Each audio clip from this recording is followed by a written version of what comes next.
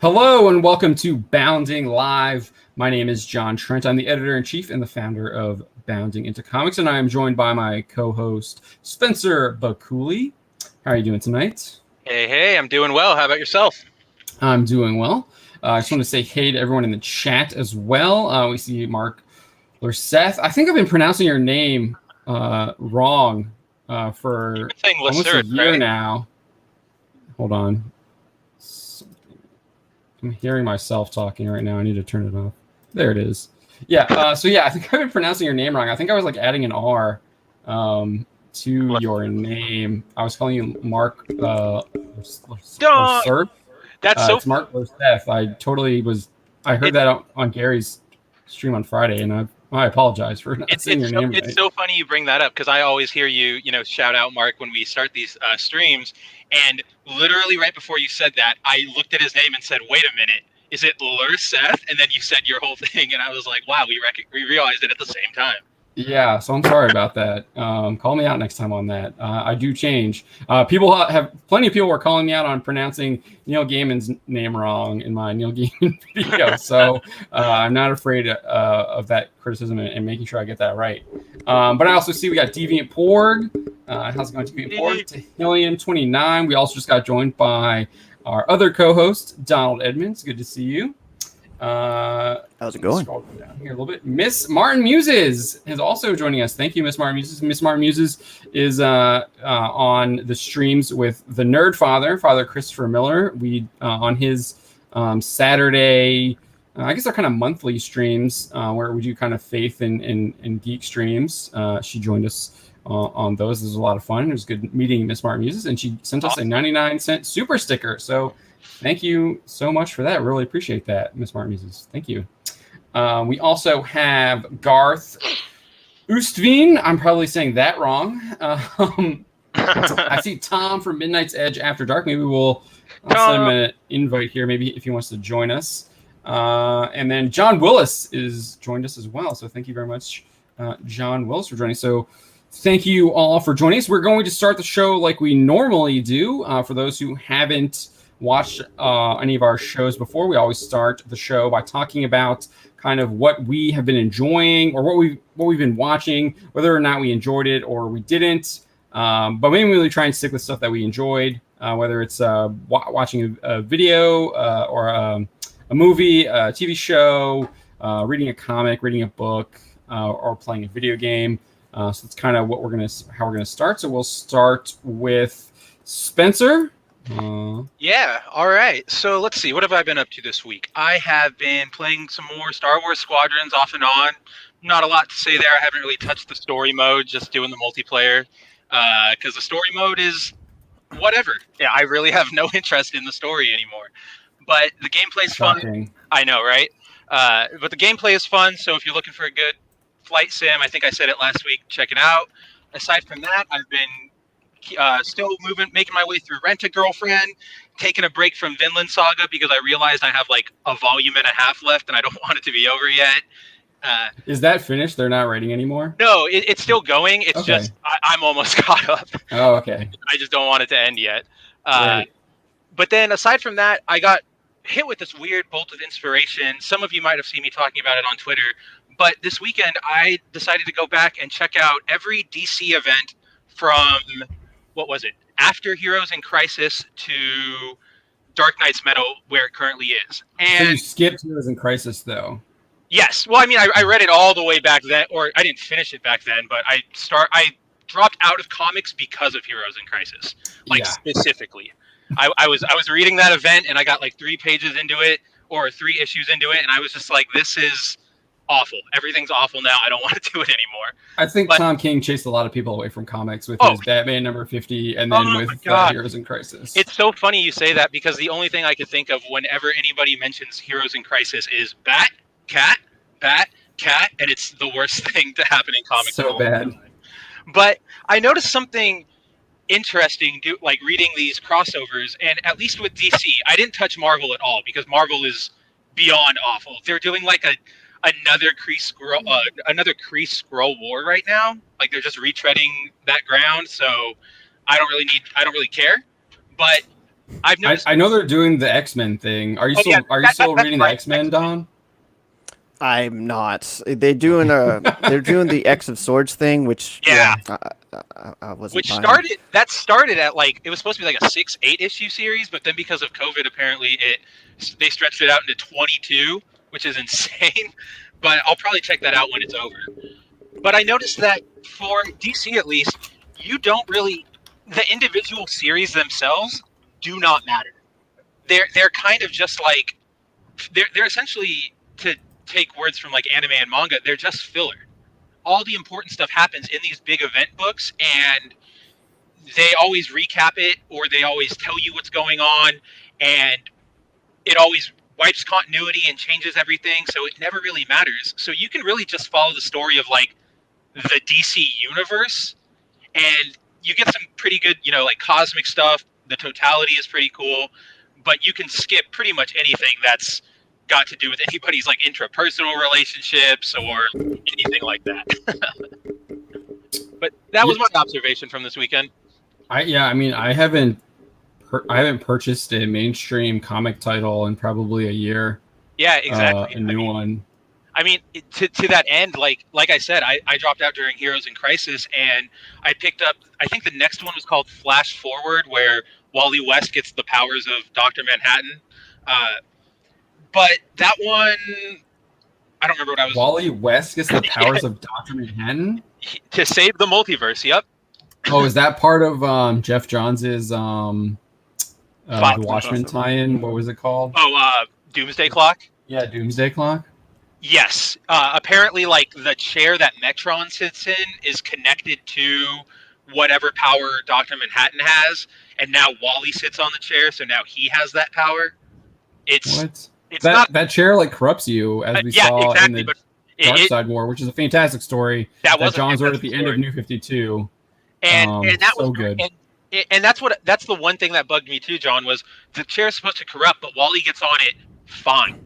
Like there's almost, he doesn't change his personality, he doesn't turn more evil, or I mean like more like cold. He's still Wally. So it was really weird. But like I said, I've dropped everything at Heroes in Crisis, started reading at Flash Forward. I didn't miss a beat. There is nothing going on that I'm confused about. And all I've read are like the events and then the tie-in issues from Justice League. Everything you need to know is there. You don't miss a beat. Nothing has happened in the last like 4 years of comics that anybody is missing out on. Yeah, I mean, I agree with you. I don't I'm trying to think of like a memorable storyline. I was enjoying Doomsday Clock, but it's something I can't remember. Whereas like I do remember like the Darkseid War with like Grail, awesome, and like the corruption of like Steve Trevor and Batman on the Mobius chair, as Deviant Pork says, and like the Black Racer. And then Darkseid facing off against what's his name? Oh my gosh, why can't I think of his name right now? Gosh, what was his name? The guy who like eats universes. Yeah. The anti-something. Oh, the Anti-Monitor. The Anti-Monitor. That's it. Yeah. That was so cool. That was like I can remember that because that was like a really good story.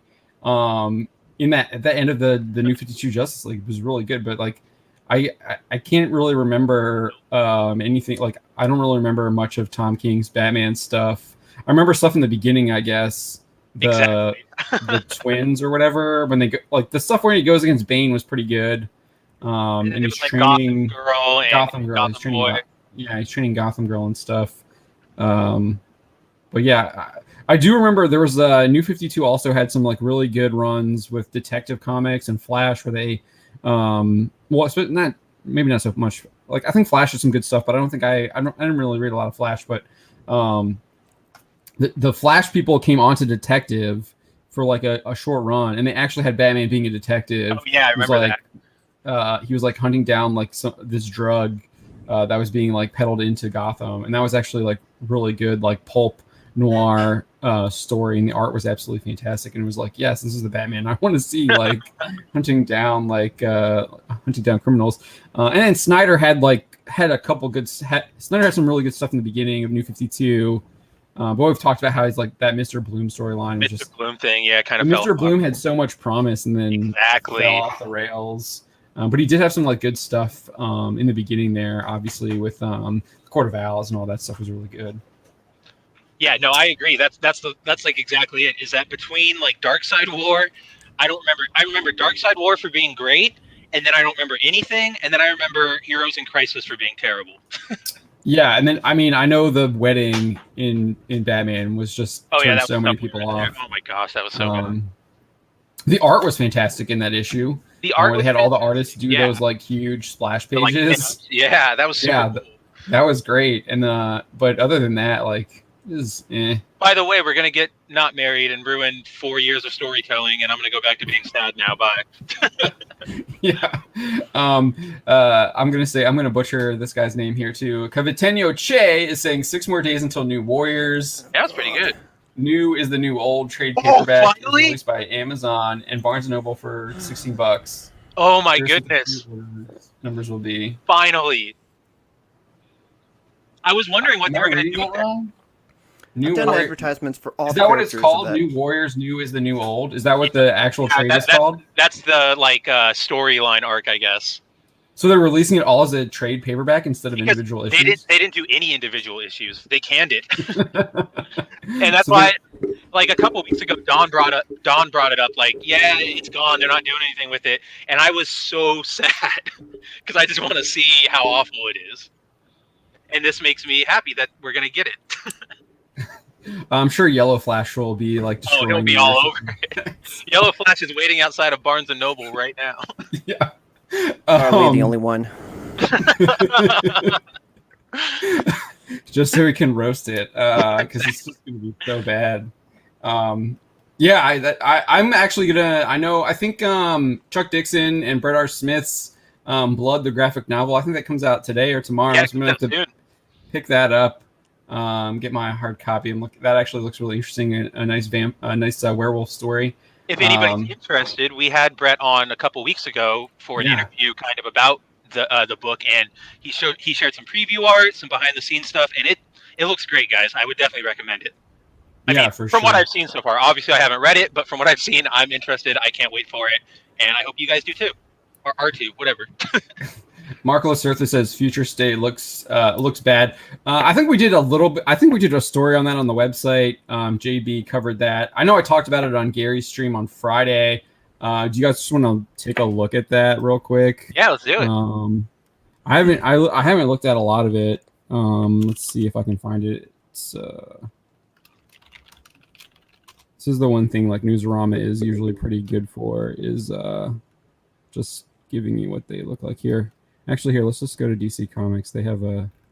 I remember being a teenager and going to Newsarama for their solicits, because they always had the best quality pictures of the covers. Yeah, I think they were actually working with DC Comics for that, because I didn't know how they were... Or they were getting it from Diamond or someone. Probably, yeah. Because I'm not really sure how they were getting that, because... I know I could get it from like IDW and stuff. Like I still get solicits from Boom and Valiant, and we get solicits from Yen Press and Viz, and I usually publish the stuff from Yen Press because it's like cool stuff. Like Goblin Slayer and stuff like that. The Viz stuff is I just don't have the bandwidth to do that, and it's not worth so much. Yeah, it's not worth the time to put it up because I mean there's so many titles they're putting out every month. But yeah, so we'll just go to the DC's press release, so we're not going to get the covers. It's just kind of telling you what it is. DC Future State. So from what I understood, this is basically 5G that they've turned into like a 2-week line 2 month. Yeah, that's what I gathered from our co-author, our co-worker. JB. Yeah, JB. Yeah. Yeah, JB's article. Colleague, that's the word I'm looking for. Yeah. So let's just read this here. DC is starting 2021 off with a bang. Every time I read bang, I just think of Joker's gun. Like, yes, the prank gun. Yeah. It's a prank. From the animated it's a prank, series, bro. Giving fans a glimpse into futures both near and far. Futures both near and far, okay. Full of current and new characters, as the publisher announced plans today for DC Future State, a 2-month line-wide event beginning in January.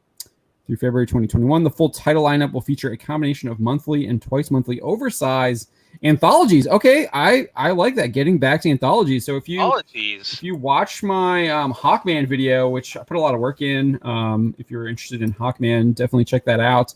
The original Hawkman stories were actually written in Flash comics, and those original a lot of those old school comics in the 30s and 40s were anthologies where you had multiple characters with multiple stories in there. So you'd have like Flash comics would have the Flash, it had Hawkman. There was a number of like Western characters that they had in there too. So I actually think that's a good idea. I think their anthologies usually do really well. The Swamp Thing anthology I know a couple of years ago did pretty well. There's a couple good stories in there with Swamp Thing. But yeah, I think anthology stories are do very well.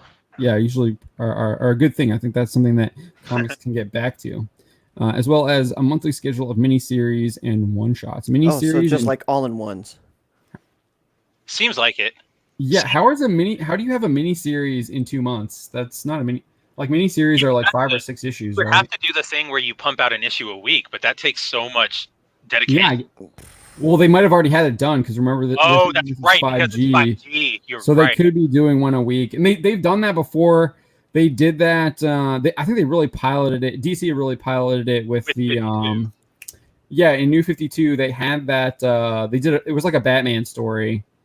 I forget the title. You've had monthly. You had 52 all the way back in like 2008, which was like, as far as I can remember, one of the first big weekly series. Then I remember Marvel tried to do Amazing Spider-Man weekly for about 2 years or so. And I think they did that. They did like the Return of Phoenix, I think, recently. Yes, that too. Yeah, and so I wonder if they're gonna. Yeah, I bet you're right. It's the one I'm thinking of was like they did 52 issues of it though. Like they did like a whole year. Yeah, that was 52. No, there was another one though. With Batman. It was like Batman focused. Snyder was like the architect. Yes. Eternal? Yeah, that's it. Batman Eternal. Yeah. Batman Eternal. Yes, that is exactly it. The art in that first issue was fantastic with Batman like tied up on the bat symbol. I read a lot of Eternal. It was actually a pretty good story that struck a good balance between like crime fighter and detective, but never really ventured out into like, we got to go to space and stop Planet Joker. Yeah. So DC Future State spotlights the world's greatest superheroes in fresh new roles with all new characters taking up. Oh, there we go. All new characters taking up their iconic mantles. That is 5G right there. How 5G was described. An incredible array of creative talent. Arguable. We'll see how true that is. Combining award-winning writers and artists. Awards don't mean anything. Not at all anymore. In this day and age. With new voices from the worlds of I don't get this. New voices from the worlds of TV, movies, and those aren't new voices. New voices. Those are voices from TV, movie, and animation. They're not new. That's the thing we've complained about for years, which is like these people just get hired even though they have no experience or even sense of what comic books are. Yeah, they don't. They see that as a stepping stone to more movie, TV, and animation. You get like Ta-Nehisi Coates' Captain America and Black Panther. Well, don't, because they're awful. But the beginning. I don't know. The beginning of the Black Panther run, when they rebooted it, when he was like in space, was actually like pretty decent. And that was cool. It had a very Star Wars feel to it. But then he eventually returns to Earth in like issue 4 or something, and that's when Ta-Nehisi goes full Coates. Yeah, I remember like he got a hold of Captain America, and like the first 2 issues had promise, and then it just like went completely downhill. And I was like, okay, I'm not buying Captain America anymore. Nope, not here anymore. It's not even good. Exactly. It was boring. It wasn't going anywhere. It was just a bunch of people talking to each other. That's the worst crime of all. That's all Marvel books are nowadays.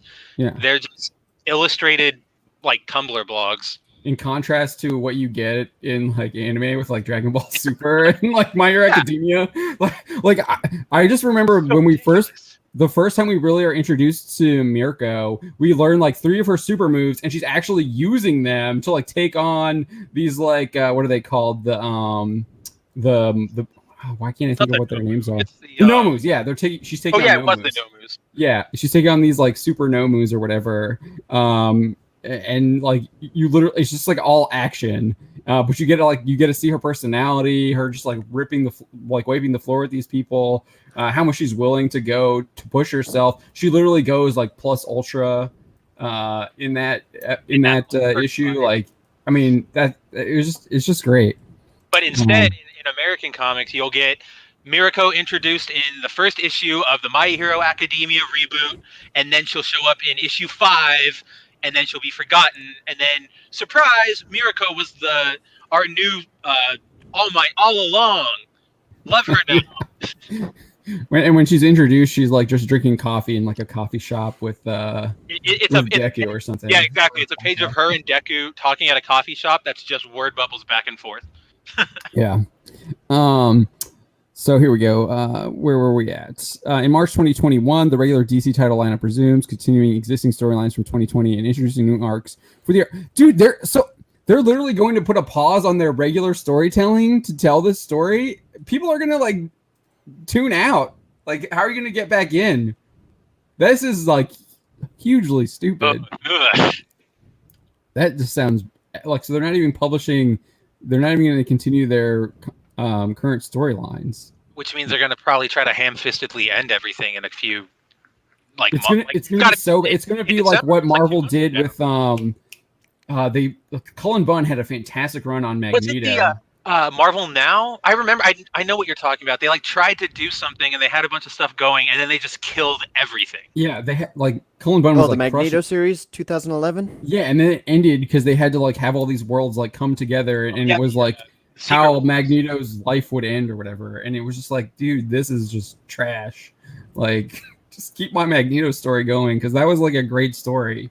I love seeing him like hunting down people he believed were like traitors to that was God. Like him going against the Red Skull, I believe, right? Yeah, he eventually goes up again. He eventually like hunts down Red Skull, but in the beginning he's just hunting down people who are like peddling in super the growth hormone. MHG. Yeah, the mutant growth hormone. And he's actually like, I think he's actually taking it as well to like keep him powered, because he's like been depowered. But there are some like absolutely brutal kills in that series. One with a paperclip. Yeah. Thank you. Yeah, I think the first one he like literally kills someone with like a lamppost or whatever, and like, gosh, just skewered them. Feels like forever ago. That was Axis, wasn't it, Don? It was. So Axis was in that after during that time frame. Yeah. But they ended it after Axis. Yeah, because Magneto still had that. I really liked that white costume. I don't know, it really worked for him. Yeah. It looked good. I mean, the artwork on that was great too. Did you ever read the like Amazing Carnage that was out during Axis? No. I think you would really like that. That's a super fun book where Carnage all of a sudden becomes a hero. Oh, really? Yeah, because he gets hit by the wave and he becomes a hero, but it's not in the way. It's not how you think it is. It's basically like him being a quote unquote hero and Spider-Man with him being like, "What the hell are you doing?" Kind of like the old 90s Venom, where he was a hero, but he was just so like brutal about it that Spider-Man's like, dude, calm down. I'm here for you, but calm down. He's like Rorschach. Yeah, exactly. Oh, the awkward hero-ness of Venom. Yeah, exactly. The awkward hero-ness. Bite off this mugger's head, even though all he really took was like a stick of gum. In DC Future State, the multiverse has been saved from the brink of destruction. Okay, what is the struggle then? Thanks for ruining the end of Death Metal. But the triumph of DC's heroes has shaken loose the very fabric of time and space. When has that not been an advertising line for DC? I'm pretty sure that's what the advertising line was after Death Metal, right? After Death Metal, after Infinite Crisis, Final Crisis, and New 52, Dark Side War. Are they still doing Death Metal? I thought that event ended. It's a follow-up. So it was Dark Knight's Metal, and now it's a Dark Knight's Death Metal. Oh, okay. Oh, yeah. The final chapter of Dark Knight's Death Metal on sale January 5, 2020 brings new life to DC's multiverse, kicking off this glimpse into the unwritten worlds of DC's future. I don't really care what she has to say there. All right, so here we go. Here are fan favorites. Mariko Tamaki. I don't think so. What has she written? I have no idea. Oh, I know. She's done. I'm gonna look it up because I'm gonna get it wrong. But... Oh, there's Bendis. I was gonna say that's the only name I recognize. Brian Michael Bendis is not like a fan favorite anymore. I think maybe back in like 2001 when he was still doing like the Ultimate stuff with I didn't Marvel. say I liked them. I just said I recognize them. No. I was just they're calling. So I'm fan favorites. Yeah. So Mariko Tamaki, she was a very, I mean, as popular as you can be as an indie comic artist. That's how she got started. But she's since been on Supergirl in 2016, X-23 in 2018, and she was the writer for the most recent volume of She-Hulk. Okay. Yeah. Not a lot of promise there. Yeah, I'm not sure how you can call her a fan favorite. Jean Lu, I'm gonna butcher his name. Jean Yang. I don't recognize that name. She won an Eisner. That's apparently why she. Okay. Ooh. Okay. And received an Eisner Award for Best Publication for Teens, and Eisner Award for Best Writer for Harley Quinn Breaking Glass. Whatever that is. I don't know what that is. Probably about breaking the glass ceiling. Yeah, my gosh. I would assume so. That's probably you're right there. Joelle Jones. I actually like Joelle Jones. I do too. I like Joelle Jones. Her Catwoman, her artwork when she was working with Tom King, this Batman was like awesome with the Catwoman stories, and then she did Catwoman as well. I only read a little bit of that, but from what I read, it was pretty good. And then I think she was getting swamped. She couldn't do the writing and the artwork, so I think she passed the art to someone else and continued writing. But her Lady Killer from Dark Horse is absolutely fantastic. If you haven't, the first volume especially, if you haven't read the first volume of Lady Killer, it's so great. Basically, it's you're back in like 1950s, I think. She's a housewife, but she's also like a CIA agent. Wait, Joelle Jones, she did the wedding dresses that look badass. Yeah, she did the Catwoman wedding dresses. She's actually, she is a fan. I would argue she's a fan favorite. So detailed. I like really good. Her art is great. She's been on a couple issues of Justice League during Snyder's run, and it's fantastic. Yeah, she is top-notch talent. I think she belongs there. She's so far the one who belongs. She should have been the headliner. You really should have. Joshua Williamson, I did like what he was doing with the Flash. Yeah, he's the Flash guy. So that his stuff on the Flash was pretty good. I like that. I was actually reading a lot of the Flash during DC Rebirth, and that stuff was really good. He introduced what's his name, the guy in the white suit, Godspeed that they put in the show, I guess. I think, but Godspeed was a great character. And then they did all this cool stuff with Reverse Flash. It was really cool too. It was really good. And I loved all the stuff with Wally as well. So yeah, his Flash run was really good. I recommend that from when the DC Universe stuff started, the Rebirth stuff. Nicola Scott is a fantastic artist. I think she was on Fantastic Four, I think. She's an Australian artist. She's really good. Her artwork is really good. She was on Wonder Woman for a long time, like the Rebirth Wonder Woman. Oh, Tahilium says that Jean Yang is the guy who does Superman Smashes the Klan. Okay. Oh, jeez. Yeah. Okay. Cully Hamner. I recognize his name, but I'm not sure what. I don't remember what he's written or drawn. I think he's a writer. I don't really remember. And then John Timms. I don't recognize that name either. Cully Hamner he's actually had a pretty storied career. It looks like he's been on Marvel and DC, ranging from Detective Comics, Black Lightning Year One, Blue Beetle, New 52 Blue Beetle, Uncanny X-Men, Wonder Woman, Green Lantern, a bunch of stuff. So he's been around, I guess. Okay, and then John Timms. I don't recognize that name either. John Ridley, that's the guy who he led the cancel campaign against HBO Max. Oh yeah. He literally led a cancel culture campaign against what is the movie called? I should totally remember this. The Gone with the Wind. He was the one who led the cancel culture campaign against Gone with the Wind and HBO Max, and he's rewarded with a comic book. DC Comics.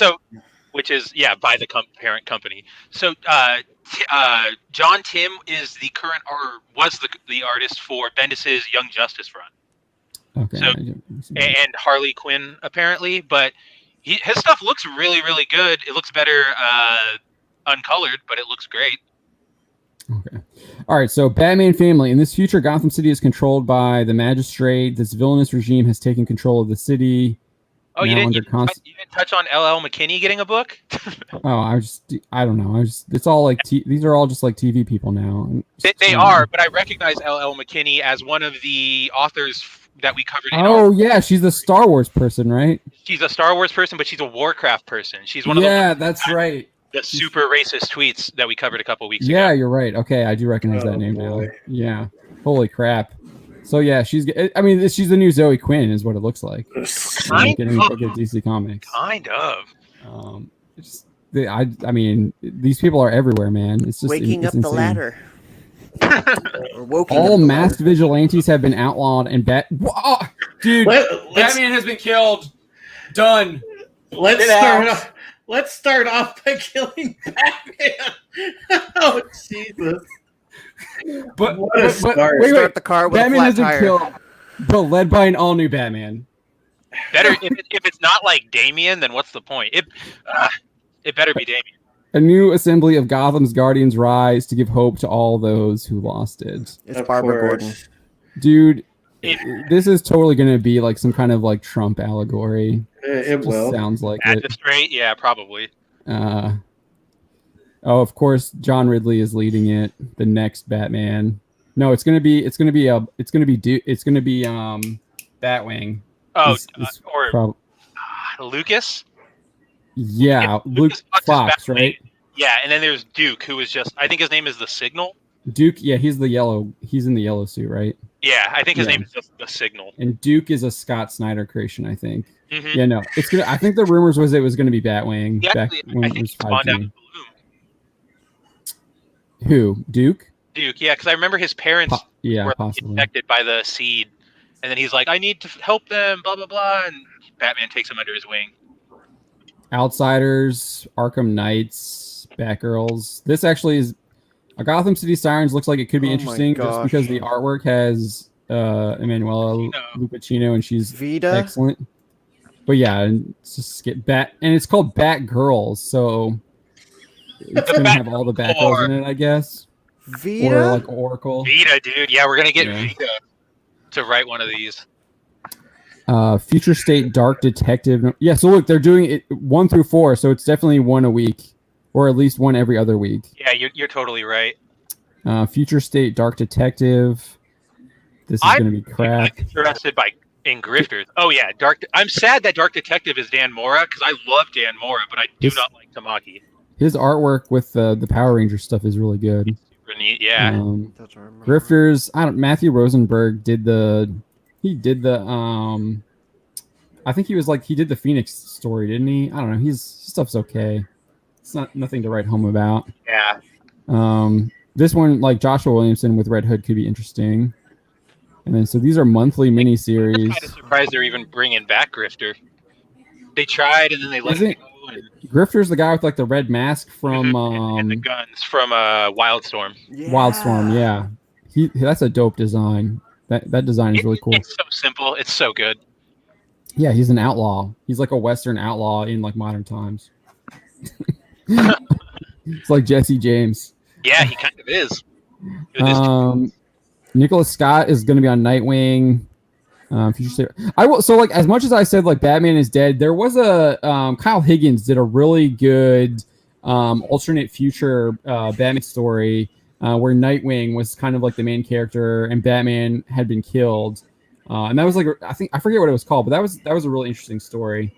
Alfred gets like spoilers. Alfred like gets killed in the first. Isn't that the New Order, right? Like the New Order. It's actually really cool. Like in the future. Nightwing like depowers everyone, and then like superheroes are outlawed, and then he finds out that like he has a kid with his like relationship with Starfire is estranged, but they have a kid, and he realizes that his kid has powers, and like he totally changes how it's pretty cool. He reacts to like the new order that he's created, because he was like basically the guy in charge of like the secret police. So yeah, that was actually really cool. Kyle Higgins is excellent. I first encountered him on this book from Image called Cal, COWL, and it was about this like superhero union in like 1950s 60s Chicago. Oh, that sounds cool. The artwork was with Rod Reich. Not sure, but dude, it was good. I highly recommend it. Ended too soon. I love that series. It was really interesting. Superman. Okay, here we go. Due to his involvement in an international crisis happening in the near future, Clark Kent has been rejected by Earth, causing him to focus his life-saving efforts outside his adopted home. He travels to War World to rise through the ranks of gladiatorial combat in order to defeat Mongol with the help of some unlikely heroes. Back in Metropolis, Clark's son John has taken on the mantle of Superman. After seeing the horrors that befell Gotham, he bottles Metropolis in order to keep it safe, putting him at odds with Supergirl. Like, what? That's crazy. There better be something like world-changing. I don't. All this. It doesn't even make sense. Like, they reject Superman, but they're going to keep his son. I don't get. I bet you it's something like this. Just from reading the description, I bet there's like, there's a war in China or something, and Superman goes and stops it, and then everybody goes, you're forcing your will on Earth. This is for Earth people only. Leave us alone. So they reject him, and he flies away, and they're gone. But then John is either, I guess since he is Superman, he's probably just like, hey, I'm a new one. I'm not the same one. It's not good. Except he's calling himself Superman. Yeah, exactly. Like. No, he's calling himself Superman, but it's kind of like, I'm Superman, but I'm the new Superman. And like I said, not great, but I'm just trying to figure out where they're going with it. Connecting the two oversized future state Superman titles, Shiloh Norman, the man known as Mr. Miracle, finds himself caught between the city he grew up in and the battle-torn planet that could be his downfall. Mark Lerseth is saying that Mongol and War World was done in the early 90s. Speaking of like copying like stories that were done, like when I was doing the research for the Darth Vader story that I wrote last week, they had like in that story, like Vader is like basically torn apart by the Emperor. It's literally the same thing that Charles Soule did in his beginning of his run in Darth Vader, except it was like a Jedi Master destroying him, and then like Vader puts himself back together. And I was just like, holy crap, they're literally like just aping the same story from like 2 years ago. I was like, wow, this is so sad. These people have no creativity left. That's frowned upon. We're not allowed. Yeah, creativity is bad. This is literally, even with the name, it's reminding me of that Future's End event. Yeah, I mean, that's what it sounds like. Where, like the world isn't, the world is terrible, so we jump into the future to see how the heroes are dealing with it, and it's still all awful. And there's a new Batman and a new Superman. At least that was terrible. Isn't that what Star Trek Discovery is doing? Gosh, yes. Yeah, this doesn't look compelling. Like, where's the compelling in any of these, really? Here it is right here. Meanwhile, in the Amazon rainforest, Yara Flor is chosen to be the new Wonder Woman. Years later, the new Superman and Wonder Woman join forces to save their cities in a new superhero team-up, the likes of which the world has never seen. Highly doubtful. How many times have we seen that? Black Racer, that could be... I'm in for a Black Racer, because we just don't ever see him. Midnighter. I like the Midnighter run that, what's his name, did back in, I think it was New 52. Yeah, that was a good run. That was a pretty good run with Midnighter. Immortal Wonder Woman by Becky Cloonan. That could be interesting. There's L.L. McKinney drawing Black Wonder Woman. Oh, Nubia. Of course. House of L. Wonder Woman. I just have a feeling this is just going to... Joelle Jones is doing Future State Wonder Woman. I just said this is just going to bomb. Wonder Woman's new added power. She can make rice and beans like a champ. A thread. So Justice League Family. Okay, interesting. Justice League Family now. That's kind of weird. Isn't that just what the Justice League is in general? I never thought of them as a family because I mean, especially that. I mean, my favorite Justice League Unlimited episode is literally the Question and Huntress fighting Green Arrow and Black Canary. So, and there's always disputes within the league as well. Yeah. So I saw the league as more of just like a league. Like it's made up of a bunch of different people. You've got the core group, then you've got the reserves. Some of them will be friends. Some of them don't like each other, but they all work towards saving the world. Yeah. So it's weird they're calling it a family. A thread of great change runs through the Justice League heroes. A new league is built upon secret identities, even from each other. I'm pretty sure that someone will know who they all are. But an old and evolved enemy will use these. There you go. Will use these secrets to try and overthrow the world. For the supernatural heroes of Justice League Dark, the very fabric of reality has shifted, and heroes are being hunted. Man, that literally just sounds like every preview for a Justice League Dark book. Yeah, that's what was happening in the most recent Justice League Dark. For Flash, Shazam, and the Teen Titans, it all begins when the 4 Riders of the Apocalypse unleash hell in a battle at Titans Academy. Oh, Barry Allen is cut off from the Speed Force. Famine-controlled Wally West may be beyond saving. And Billy Batson makes a deal with the devil that will change Shazam forever. No, thank you. They've done that. Off-world, John Stewart and the remaining Green Lanterns are stranded in the shadow of a dead power battery. They've done that. Happened before, too. Jackson Hyde and Andy Curry are separated across the galaxy, and Amanda Waller executes her ultimate plan with a new but terrifyingly familiar Suicide Squad on Earth 3. That could be cool. Just to see what the other Suicide Squad would be. Yeah. So, I just want to see the members. At the end of time, Swamp Thing reveals its true intention, ruling supreme until a remnant of humanity launches a rebellion, and Black Adam looks to the past as the only way to save the future of the multiverse. So basically, Swamp Thing is now, what is Paul Atreides' son's name? Oh my gosh. Hey Don, what's Paul Atreides' son's name? Oh my gosh. He's basically the ancient sandworm that Paul Atreides' son. Leto? Duke Leto. Yeah, so he basically becomes Leto from the Dune series, where he's like manipulating humanity. That's what that sounds like to me. That sounds like a complete ripoff of Dune with Swamp Thing. Black Adam looks to the past as the only way to save the future of the multiverse. Okay. And then we got Joshua Williamson doing. I'm gonna have to dip out, guys. I'm barely staying away. All right, well, thanks for joining us, Tom. Get some rest, Tom. Such a compelling DC story. Well, no, this new schedule's just fucking killing me, man. But same here, Tom. It's taking some getting used to, but thanks for having me, guys. I always usually have fun. I can't stay away. No, man. You're hey, no worries, man. You're the tired in your voice. You just got, man. Take care. All right, take care, fellas. Later. See you soon.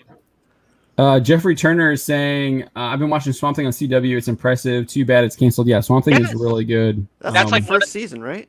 Yeah, it's the first. It's the only season. Because they canceled it like they canceled it before it even came out, didn't they? Yeah, they canceled it before they aired the first episode. And that's like one of those series that consistently gets praised from pretty much every corner of like nerddom. Yeah, it's really good. I do see here that there's only like one Aquaman, like literally one of the core members of your Justice League, and he's only getting one story. That's kind of sad. But whatever. All right, yeah. I mean, I just literally have no interest in any of this. None of this really appeals to me at all. For me, as far as I'm concerned, I want to see who the new Suicide Squad is, but that's because I'm a sucker for alternate like costumes and appearances. But past that, none of these stories sound interesting. It's going to be all heroes, man. They're going to have heroes on the Suicide Squad. I know. I want to see which heroes it'll be. Maybe they'll pick out some obscure ones instead of just like, here's Ultraman and Superwoman. So something that might be more entertaining. Justin Proper is asking me to tell you to stop throwing mayonnaise sandwiches at his house, Drew. No, Justin, unless you move to Lorraine, I think you're safe. No, the thing is it's nice to be here. The weekend's been kind of up and down. my mom's had some good days, some bad days, and obviously, John, Friday, my buddy Will, his mom died, so I've been kind of sort of hanging out with him a lot this past few days, trying to help him get through that. But yeah, interesting times as always at the Taylor house. Yeah, I'm pray for you every night, dude. Yeah, my thoughts. Sure. But yeah, obviously I can't have as interesting a life as AOC and Ilhan Omar going on Twitch and being the new Twitch thoughts. Spencer has got a story on that coming up. Should have that up tomorrow. I'm interested to see it. It's coming. I have thoughts. Yeah, I mean, thoughts. seriously, Yeah, I didn't even catch that. We always thought, over all the coverage that we've had so far of Twitch, we've always kind of laughed at the fact that it leans so one way.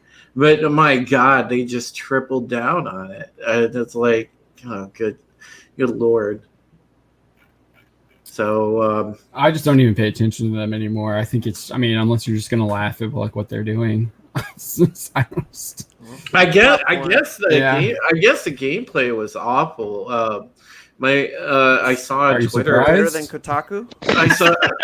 I saw on Twitter my one guy that I know that really good YouTuber, Upper Echelon Gaming, he tweeted out about that they played at the level of 7-year-old.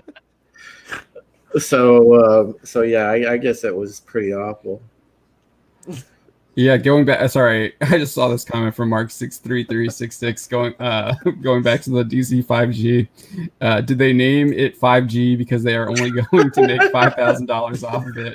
It might be probably. Because I just don't. I don't know who's going to be buying this stuff. Earning $5,000 in comics nowadays means you get not only your own imprint but also 3 more events. Yeah, I'll have to check Larry's comics on Twitter, just to see what he's thinking, whether or not he sees any value in what they're doing here by literally stopping their main books and doing this for 2 months. Whether that's actually something people buy into or not. Do you remember one of the weird things that happened the last time they did this with the New 52 was they didn't kill all of their stories. Yeah, New 52 came, but they were still continuing strong with the pre-New 52 Green Lantern story. They were still doing Batman Inc., and it just made it a mess. Yeah. Well, I remember Convergence happened. Is that what you're talking about? No, that was after. Okay. They did Final Crisis to go into the... You're talking about when they launched New 52? Yeah, when they launched New 52. Oh, right. Okay, yeah. Instead of killing all of their stories, they went, well, Green Lantern is currently in the middle of a War of the Core storyline, and Batman's doing Batman Inc., so those are still happening too. And I remember they tried to fit them in because fans were like, so if Batman Inc. is happening, but Batman's only been around for 5 years, how does that work?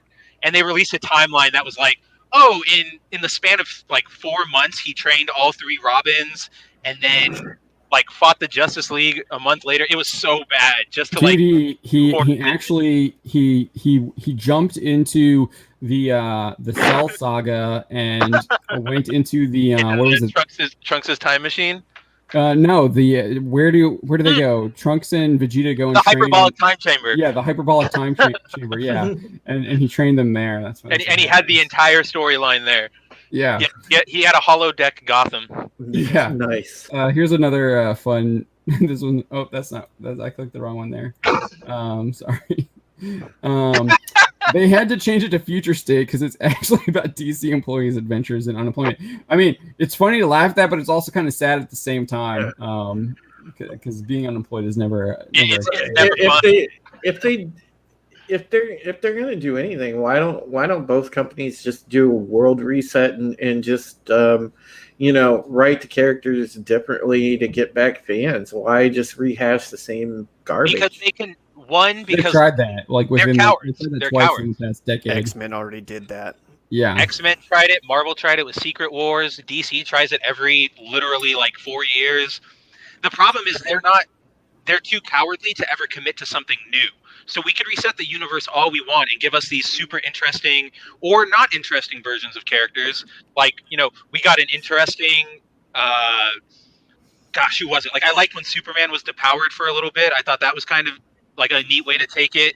But then on the other hand, you had Wally West, who got completely destroyed in the New 52 reboot. But the problem is, instead of committing to it and going, okay, what can we do better? They just go, oh, crap, this isn't working for us. Let's go back to what we were doing before.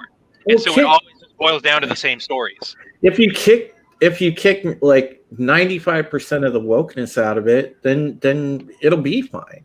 Then you can come up with stories, because all you're doing with the stupid wokeness and continuing to bend over backwards to it is the fact that, you're just limiting yourself. You're writing from within a box. Oh, 100%. That doesn't need to be there. Well, so I think that's like an actual like really good transition. I know we didn't get to like what I've been watching or get an update on Dawn. So let's do that real quick, Dawn. Yeah. What? How far have you gotten in Dune? Yeah, no. Okay, here's the thing. He renewed it in the library. Look, I got a present. I got a present recently. Anybody know what this is? Oh, there you go. That's Wheel of Time. Wheel of There you Time. go. Great, right? Yeah. Wait, that's the prequel. This is the prequel. Okay, so I don't think I've read that one. And I'm going through it like a hot knife through butter, and I'm like, what's going on? I think it's my sci-fi sense of reading. Like sci-fi is just it's like hitting a brick wall. But whenever I read high fantasy, or I read something like old school Middle Earth, or something in the Middle Ages, kind of like like that kind of stuff. Right. I go through it like I keep. Man, consuming. you were the absolute opposite of me. Yeah, it's just like okay. No, Robert Jordan's stuff is really good. When I read his Wheel of Time books like literally like in days, because you can't put it down. His stuff is really good. I will say I have not read I never did read the prequels, because I think that prequel book came out after. Yeah, I think is that pull it up again? I don't think Sanderson's name is on that. I think that was hit by him. Yeah, there's no. Yeah, it was by him. I think it was written. Yeah. He put that out before he put that out before he finished the last 3 books that Sanderson had to work on completing based off of his he had recorded a lot of it, so based off of his recordings that his wife had kept, like his plans and stuff. Yeah, I mean he had it all written out, like I'm sure. And Sanderson just kind of filled it in and did a really good job. I mean, Sanderson's books, the 3 at the end, are really good too. But yeah, that one is about what's her name, the chick that the Bond girl's playing. I can't think of right now. She's a Blue Ajah. What was that, Don? The Bond girl. Yeah, she was a Bond girl. She was also in Gone Girl. She was a Bond girl too. Rosamund Pike, right? Yeah, Rosamund Pike. She's playing the Blue Ajah. Her name starts with an M that I can't think of right now. I want to say Melisandre, but that's wrong. I think it's like Moraine. Moraine. I only know this because I pulled up your articles. It's Moraine, right? I don't know. Yeah, it's Moraine, and I pulled them up because I was going to tell the stream, in case you doubt how much John loves Wheel of Time, go check out pretty much his exclusive coverage of all the Amazon updates on Bounding into Comics. We got a couple videos on here too about it. But it's about Moraine, right? That book is about the Blue Ajah Moraine. Aes Sedai Moraine. Right now I'm in the battlefield with Lan against he's in like some frozen battlefield with his soldiers. Lan is her warder. Yeah. So, right? But it's Moraine, right? I haven't met Moraine yet. Oh. Okay. I'm at the very I thought that was all about her. Oh, I thought you said you were like reading through it like melted butter. Yeah, I got through the first like 10 pages. Oh, gosh. I got it literally just yesterday. Okay. In California, we have to import our butter. So the fact that he could even slice through it means that is warm. Yeah. I did see that someone was Mark6336 was asking, is there a Wheel of Time TV show coming out? Yeah, Rosamund Pike is playing Moraine, the Blue Ajah, and they've basically race changed all the characters. from Robert Jordan, like from the book, and Robert Jordan's vision of who those characters are. They're like, from what if they go the way they go with the information I have, they're also radically changing Perrin Ibarra. So yeah, Leon K, you definitely want to read the books before Hollywood gets hold of it. They already are in production right now and creating that for Amazon Studios. So they have a hold of it. Yeah, they have a hold of it. But so you want to read the books now, before it goes downhill. I really hope though they like improve the White Cloak armor, because I remember It's so horrible. They were It looks just like trash. It's so bad. Where's all the gold adornments in their helmet? I don't know. It looks really bad. The comic adaptation of what is it called? Eye of the Storm, I think, is the first one.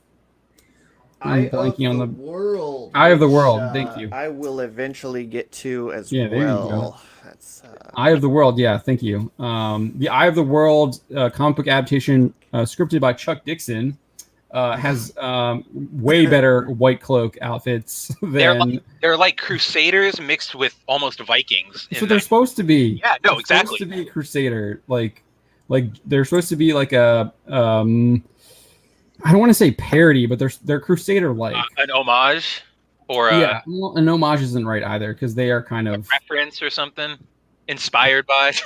Yeah, they're definitely a reference, because I don't consider them like they're seen as antagonists for Right. the most part, but they eventually are brought into the fold, because Rand basically brings everyone into the fold, because he's a kingmaker, or he's the king, the Dragon Reborn. What did I see here? I saw we got a super chat from the Gilkman. Gilkman. Hail Bounding into Comics Thomas. crew. Much love to all of you. Thank you for always putting out really good articles. Never stop doing what you're doing. We don't have any plans to do that. We're We keeping on. plan to We're keep here for on you going guys. on right now. Thank you for the super chat, the Gilkman. We really appreciate that. Thank you for following us and Checking us out, enjoying our articles and our videos and tuning in here on the stream. We really appreciate that. Yeah, so dude, I'm really excited that you're reading Wheel of Time, dude. Wheel of Time is one of my favorite high fantasy stories. I waited years for Sanderson to finish those books, and once I got a hold of them, I literally read them in a weekend. And these are like 16,000 page books, or 1,600 page books. Huge books. Love them. Fantastic. The next time Don picks up a book, he's going to be like, all right, what won't John have ever read? And then when he comes to talk to us on the stream, it'll be something that like me and Drew are super into. How many pages is the Eye of the World? 820. Okay. They get bigger. The third one, they get huge. Like 1,600 might be an exaggeration. It might be like around 1,200. I know I have the hardbacks. They're at my parents', so they're not here where I'm at right now. I don't have enough space here. All right, Drew, what have you been able to watch, read, anything? Oh God, it's been I've been so like busy since Friday, just with everything that's been going on. I haven't had a whole lot of time to do much. I think I pretty much got to check out. I watched a couple of old episodes of Buck Rogers in the 25th Century. So that was here, Drew. Yeah, I can hear him. Or is that just me? No, I can was hear a- him. All right, it's me. I lost. That was audio. that was a nice trip down memory lane. Good old Tweaky, bitty bitty bitty, and who can't appreciate Aaron Gray and like tight the spandex. Right? That was great. Okay, So so pretty much that's what I did. I got a couple of episodes of Buck Rogers in the 25th Century, and then that was about it. You haven't been watching your boys go like freaking 5-0? No, actually, Ridiculous. the Browns are 4-2. They got wrecked by the Steelers Sunday. So. Yeah, oh, that's right. You guys did lose the Steelers, but still, Like that's a ridiculous record. 4-1 going into that game. For you Yeah, guys. yeah. Awesome. So I'm happy right now. It's nice, but but like around here, people don't know how to react to it. That's the funny thing. We sucked for so long, so people are like finding all the negative in it. They're like, oh my god, the sky is falling because off the Steelers loss, everybody's like, oh, the quarterback sucks. We need a new quarterback. Of course, this is what it always was. Yeah, Beckham's awful. They just had to go in and show up and crap on everything. That's just the way this fan base is. They're neurotic as all can be. So so that's what that is. I didn't get a chance to really do any gaming Sunday night. I definitely want to do some this Sunday. I'm anxious to get back into gaming because we need to counterbalance Twitch. We really need to counterbalance Twitch, Spencer, because yeah. What are you talking about? I'm going to be the next guest on Omar's stream. Oh my gosh! Really? Yeah. Fantastic. Voters Assemble Part 2. Yeah. It's the Asian Alliance. Yeah, I was telling both Marks in the chat. I will not be as of now. I will not be referred to as Asian. I am Asian X. Ow! I was taking a sip of a soda, and John made me laugh super hard, and it went out my nose. Ow. We're fellow members of the Asian X. Asian X's. Yep. Or instead of an S, it's an X, so it's Asian. Asian X's sounds like a hub search.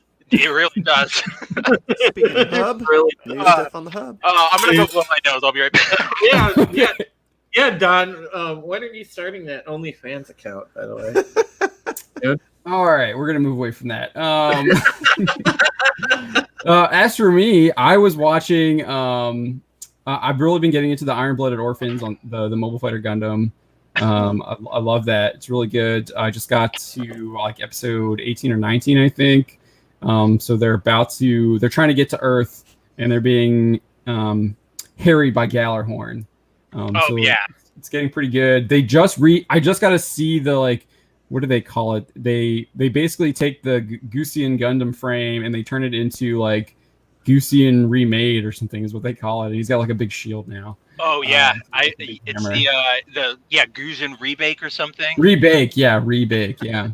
And it's pretty cool. It's got the bug armor almost, right? With the big butt section and the huge shoulders. Yeah, but he has the huge turtle shell. Yeah. Shield.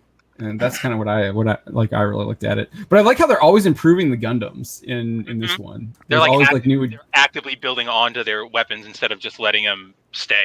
Yeah, and they're getting new components, and they make a point of that. I do like that. That's really interesting.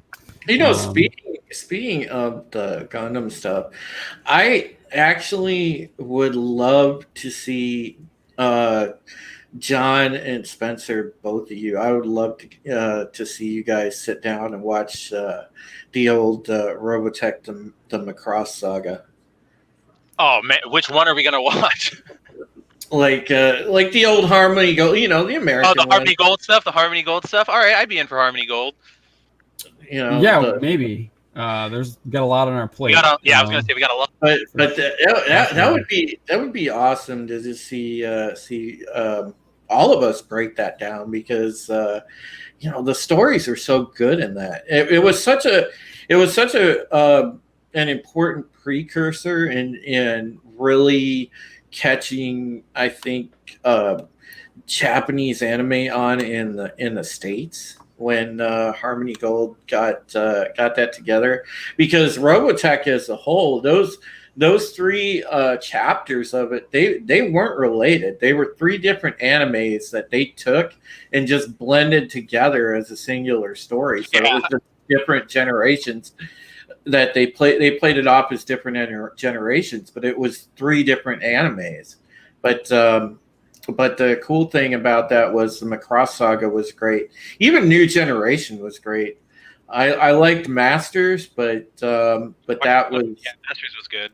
Yeah, but I liked Macross Saga #1 and probably New Generation #2. Yeah, and it's definitely something I have to check out. I haven't seen that, but I've heard good things about it. Spencer, you'll like this. There's this one scene in Iron Blood Orphans where the Atra, who's like got a crush on Mikazumi. I forget how to say his name right now. And there's like kind of like a love triangle kind of, but like Bernstein like breaks down and like starts crying, and Atra's like, you need to go comfort her, Mikazumi. That's what like boys do when their girl's crying. And so he just like floats over and like hugs her, and then like Atra starts crying, and he like puts his arm around her and hugs her, and like these two girls are like crying, and he's like got on like held up, and they like zoom out and show it. And I was like, this is so Japanese. Yeah, this is such a Japanese scene.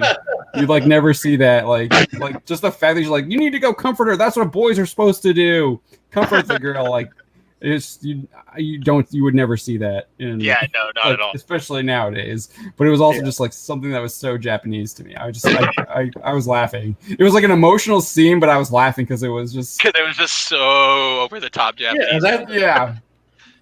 And then I also watched, I did some research. I watched the 3rd episode of, I'm blanking on the name now. Cowboy Bebop with the introduction of Faye Valentine. For a pinup story.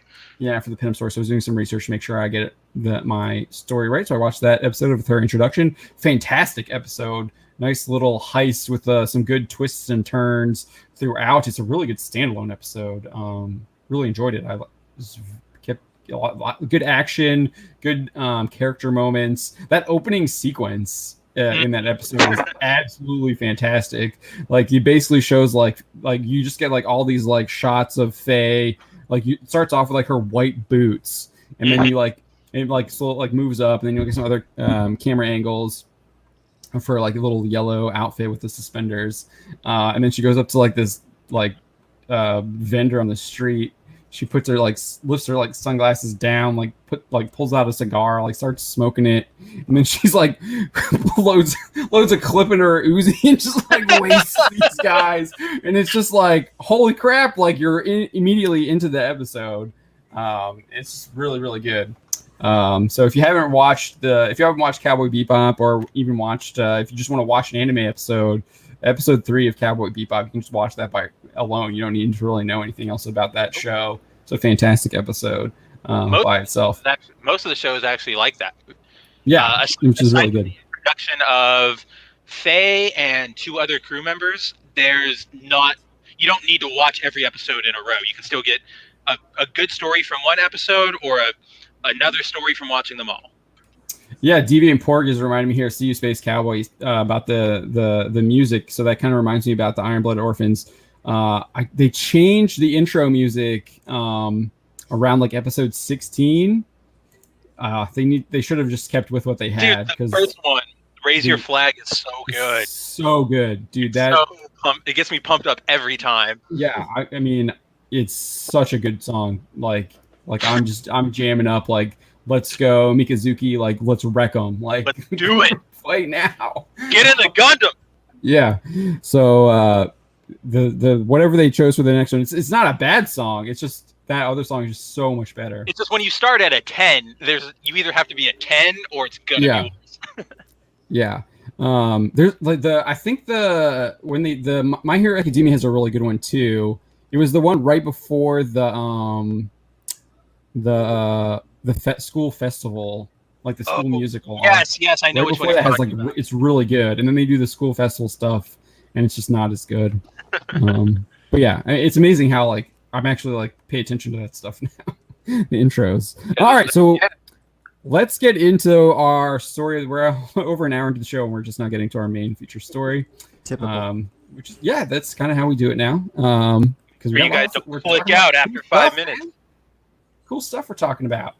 Yeah. All right, so we got this Hollywood Reporter article. Came out in June 5th, but it's it's on their front page of their Heat Vision. Yeah. So I hadn't seen it until today, and I couldn't believe just how horrendous it is. We had a moment. It's super bad. So I have read through all of this, and so it's titled "Protest, Backlash, and the Failings of a Superhero Culture." So I do want to preface this, like, there's this idea, and I was talking with Spencer pre-show about this. There's this idea that I think I don't think we have it here on our show, and I don't think like with Gary and stuff. But there's this idea in like with these people at the Hollywood Reporter. I think at CBR and Screen Rant and all these other publications like the Mary Sue, they have this idea that somehow the media, like the movies and TV you watch, will somehow influence your moral behavior. Hey, it's so insane. And they actually believe that, and he expresses that in this article, and we'll get to it. Mhm. But I it kind of stuns me that people actually believe that. I watch this stuff for entertainment. I don't watch it to be telling me what is right and what is wrong.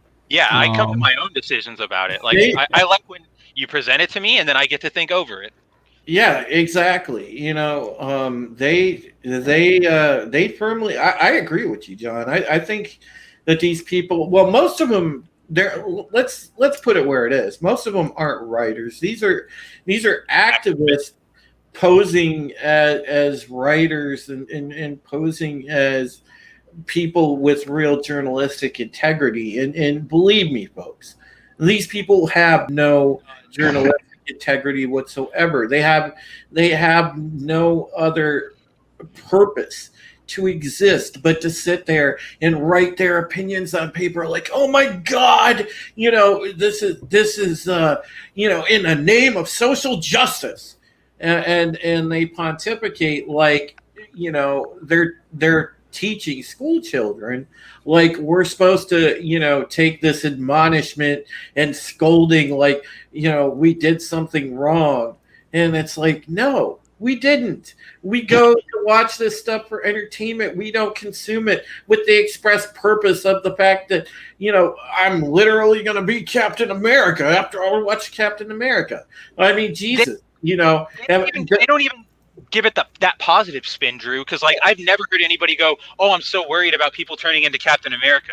I hear things like, oh, you're playing as the Imperials in Star Wars Squadrons, you clearly want to be a Nazi. Like it's that kind of stuff. Do you remember Star Wars did a poll on a Twitter poll, and they were like, would you rather be like a member of the Empire or the Rebellion and the First Order?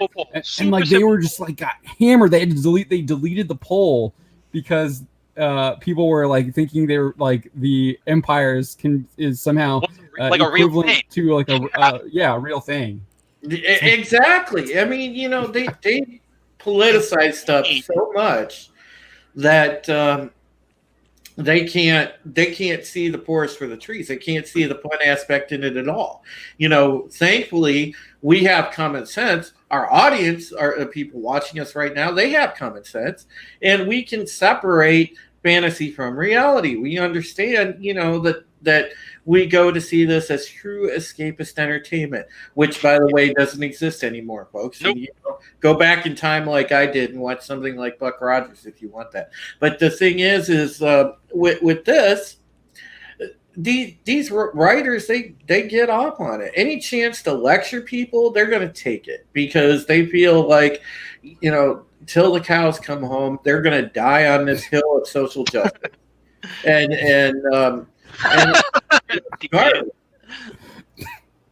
Deviant Pork makes a good point here. When I was playing Echo on the Mega Drive, I didn't want to be a dolphin.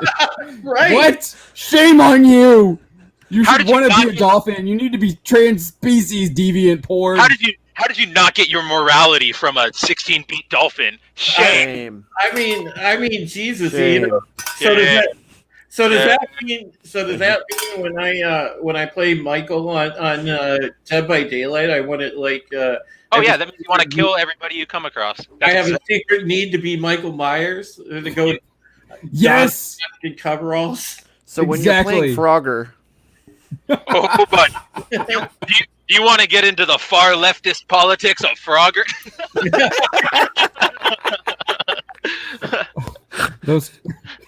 I'm not going to say what I was going to say. The vehicles are just trying to keep that guy from crossing the border. Oh,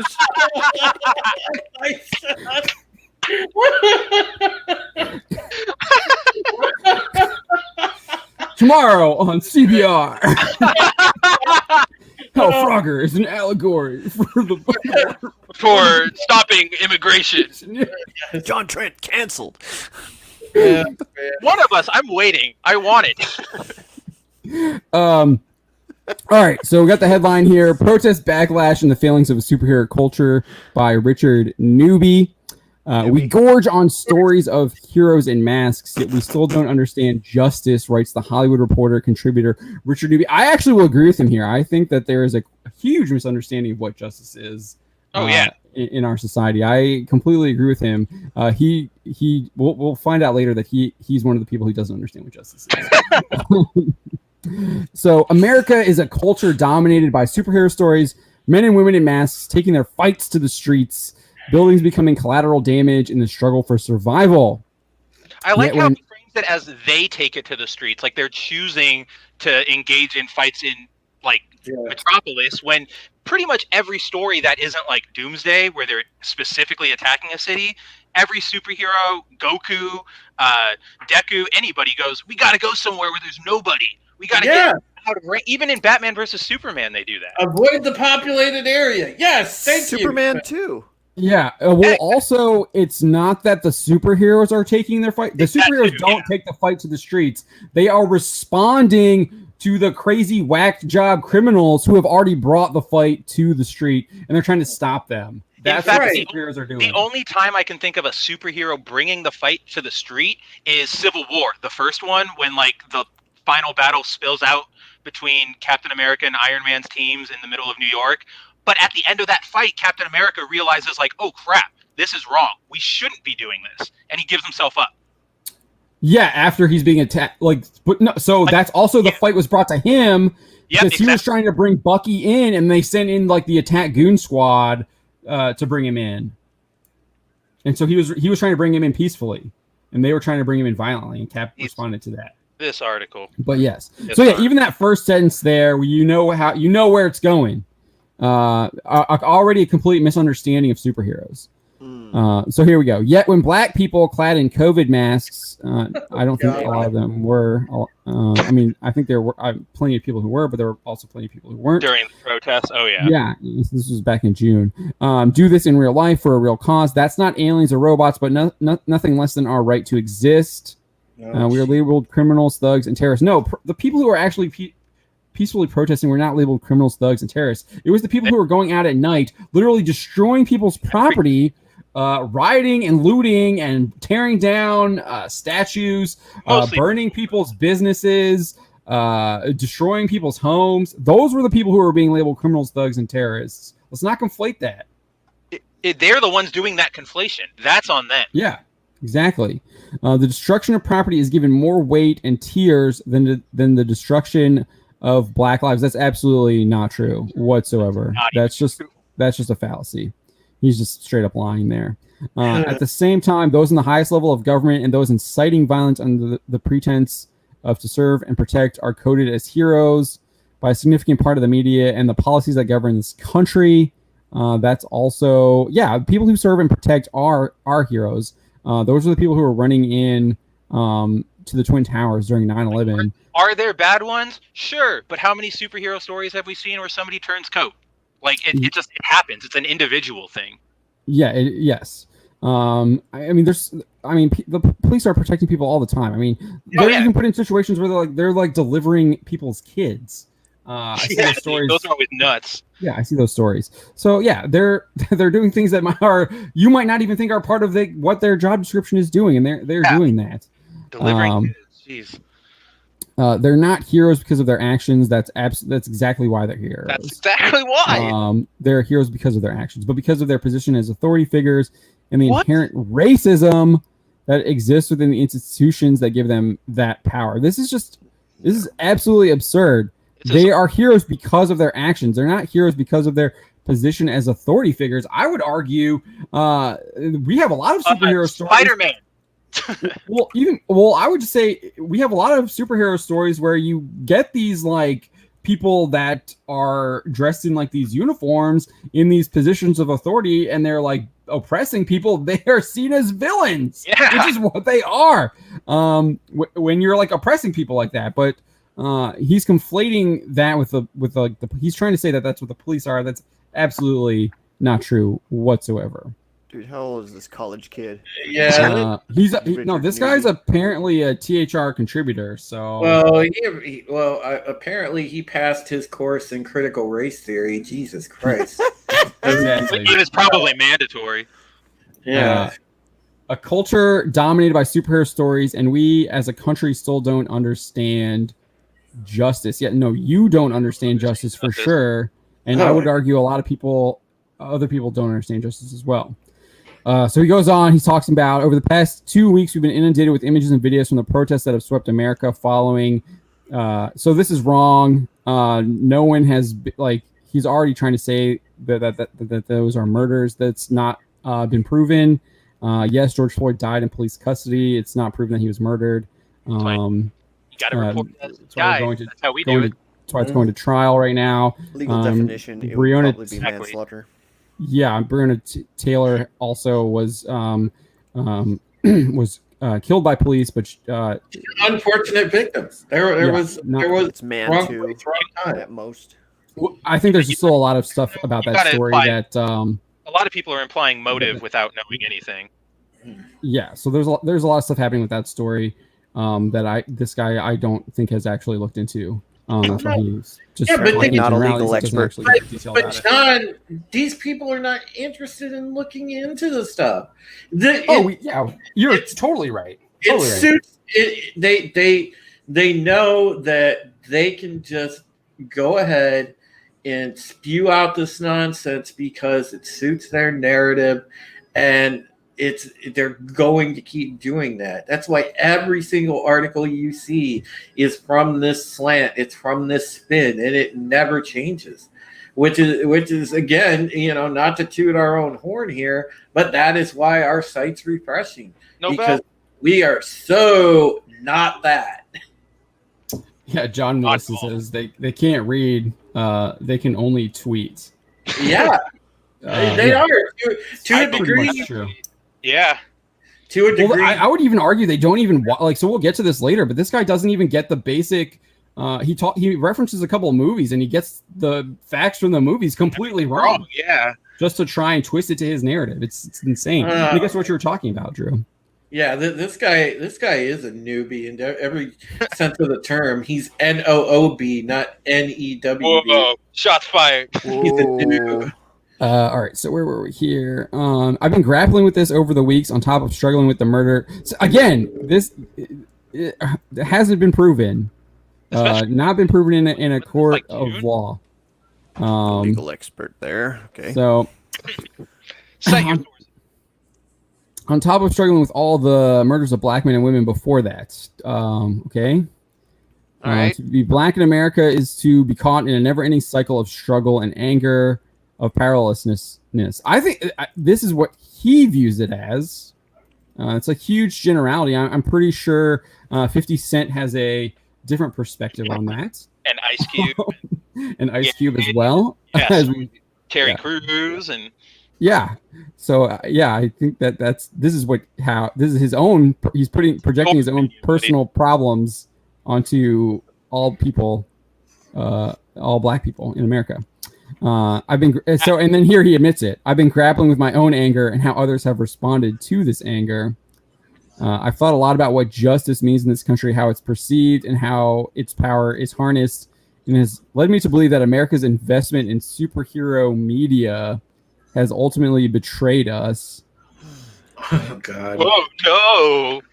This isn't a conversation of quality, but of what audiences are taking away from these stories and how they have, intentionally or not, conditioned too many Americans to misconstrue the plight of African Americans. I think, what's his name? Kripke might have read this article. I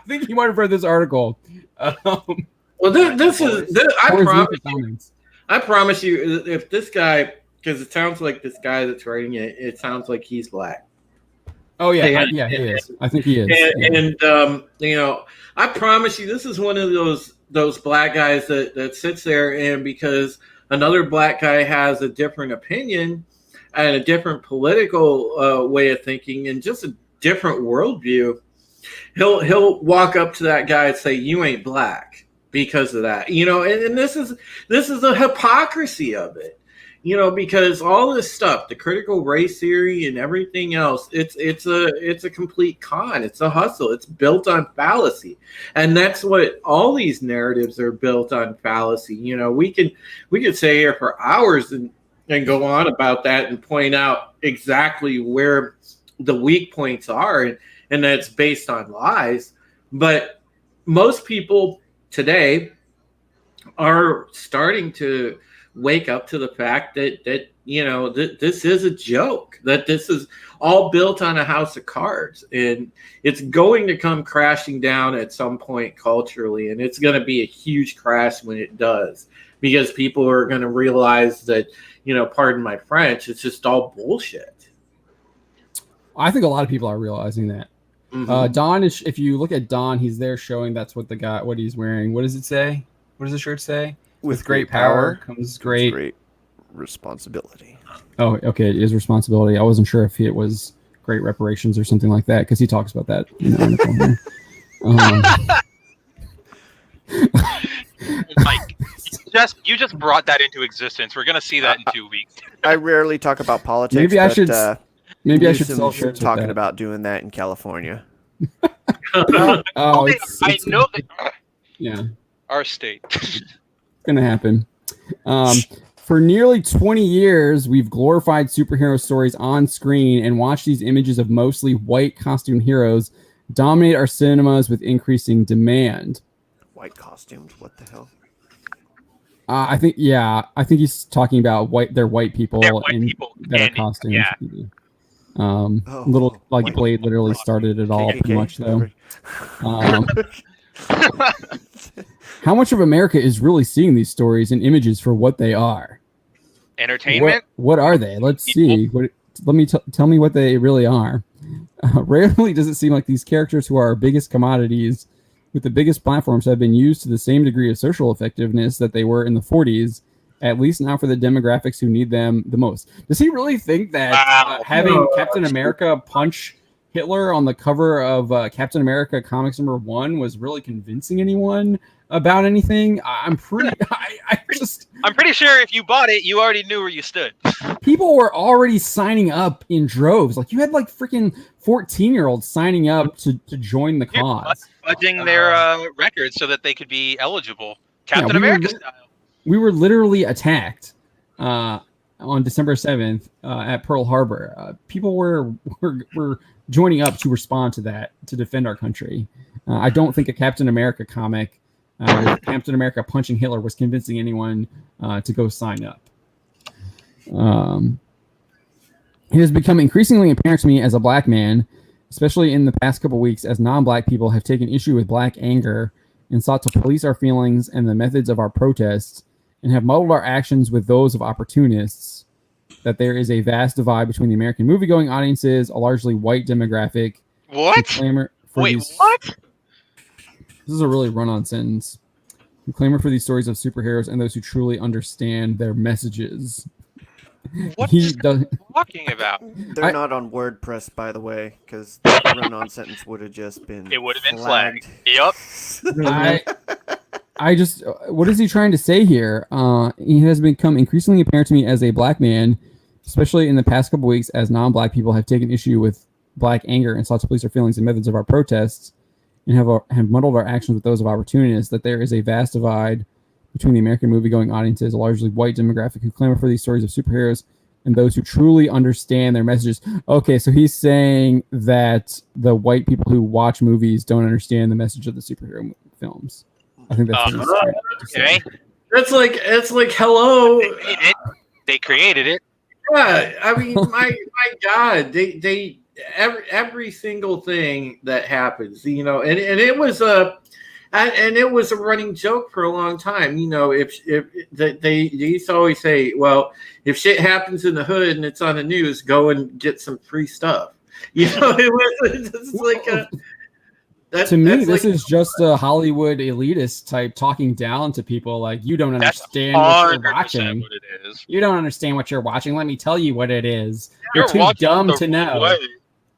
I mean, the funny thing is they should be sitting there if they want to ask tough questions. It's like, well, why are people actually disadvantaged, and why do people feel the need to go quote unquote get free shit? Because A, it's because they're raised lazy, and B, because nobody does anything to actually lift themselves out of poverty in those communities. Because you keep electing people that are stealing your money and not caring about your community. Well, I'd argue there's a lot of people. I mean, I watched a couple of those interviews with people in in those areas that were hit by those riots. There was that one that went viral. That lady was really upset because she had her small business completely destroyed. Oh, yeah. And so there are people who are doing that. And they went in there, and those people just went in and just wiped them out, destroyed them, never to come back. It's really sad. It was horrible seeing that. Yeah. I'd argue it's not difficult for most Americans to understand why Nazis are villainous. Yeah, literally. Yeah, easy. It's not that hard. Just like it's not that hard to, I mean, it's not that hard to understand that the Soviets were bad too. We understand the definition of real Nazis. He's probably saying a different definition. Well, I think he's saying real here at first, but he quickly diverts. But it's also easy to understand why it's easy to realize that people find the Soviets are villains too, because they killed just as many people in just as horrendous ways. Yeah, probably even more. No, they've done more over time. Yeah, I mean, Stalin's gulags are absolutely horrific. The gulags are absolutely horrific if you they had more game look time into any of that stuff. The awareness to that kind of surface level villainy has been ingrained in us, partly through comic books' continued use of Nazi villains like Red Skull, Masterman, Captain Nazi, and Paul von Gunther. Okay, that's fine, but how often do these guys actually appear? Aside from the Red Skull, who shows up every 2 years or so to taunt Cap, I don't remember the last time I saw any of them. No, I mean, Nazis are villains mainly because we have war films and history classes that show the atrocities that they did, and we literally know that they had execution camps for people, like literally. Yes. You know, it's about learning history. That's why they're vilified. Yep. I mean, what they did, their actions were absolutely abhorrent and evil. Yeah, I mean, Jesus, ethnic cleansing is pretty bad, okay? I don't think anybody is against that. Oh my Jesus Christ. Nazis aren't an American burden. What? Yeah, they were. Oh my we God. defeated them. So they're saying that them. So hold on. This person is saying Americans don't understand the concept of justice, and then saying, "Oh, we shouldn't have gone and fought the Nazis." It's kind of what he's saying. There's no guilt invested in their villainy. Are you kidding me? Imagine if we'd have just sat there. Imagine how guilty we would have felt after the war ended and went, "Oh man, we could have done something." God. I mean, there was a huge movement to stay out of the war after World War I. World War I was so horrific. And we did stay out of World War II up until they came for us. Right, until we were attacked by the Japanese. And then it was the Nazis actually declared war on us. Yes, through the Mexico Yeah, it was, they declared war on us before we even declared war on them. Yeah, at that point we were like, okay. So it made it a lot easier to declare war on Germany. I love how we found that out, because Mexico or Germany wanted Mexico to declare war and become an ally, and Mexico said no. Yeah, and told us. But Nazis aren't an American burden, so there's no guilt invested in their villainy. So that's just so not true. Yeah. So even now, when social media accounts refer to here you go, see, this is what I was talking about. All right, KKK and police as Nazis, sometimes hyperbolic and sometimes not. It lessens the American responsibility and burden. Huh? Can someone explain to me? I don't know what that means. Let's see. Nazis aren't an American burden, and so there's no guilt invested in their villainy. That doesn't make sense because he doesn't explain it. He just claims it, but there's no explanation as to what he's talking about. So even now, when social media accounts refer to the alt-right, KKK, and police as Nazis, sometimes hyperbolically and sometimes not. It lessens the American responsibility and burden. Okay, and then he says here, racism is an American burden, the American burden that is built within the foundations of the country. I would say our burden is more, how do you get so many different people to live together? I mean, not even talking about races. I mean, we got 50 states, and all of them operate differently. That's just hard. Yes, I will agree with you. I think that is a huge burden, and we'll see if we can bear it. I'm not sure we will be able to, but we'll see. It is the evil that is systemic and entrenched in our government and symbols of authority. Wrong. No evidence. Well, I guess he has evidence. Look at the footage of the police instigating violence against peaceful protesters and Trump calling for military force against Americans crying for justice. No, he was calling for force against people who are rioting and looting and burning stuff down. Yeah. Like, And who forcefully seriously. took over a city. Yeah, they created their own Lord of the Flies. Really amazing that now they want to pull the I'm an American card when they spend like 98% of their time saying, this place sucks, let's go to China. While holding up a Bible like some kind of perverted bat signal, calling for his red-capped MAGA base. What? That actually sounds like a good story. Tim Lim should totally add that into his next Walmart story. The Bible is like a bat signal. That's so great. People like it's like marching to war for your faith. That sounds like a great idea. It's clear that the police as an institution and the current president of the United States are the villain in this situation. Now, I'm pretty sure the people who are destroying people, killing other people, burning their businesses and homes down are the villains. Yeah, I'm pretty sure that's who the villains are.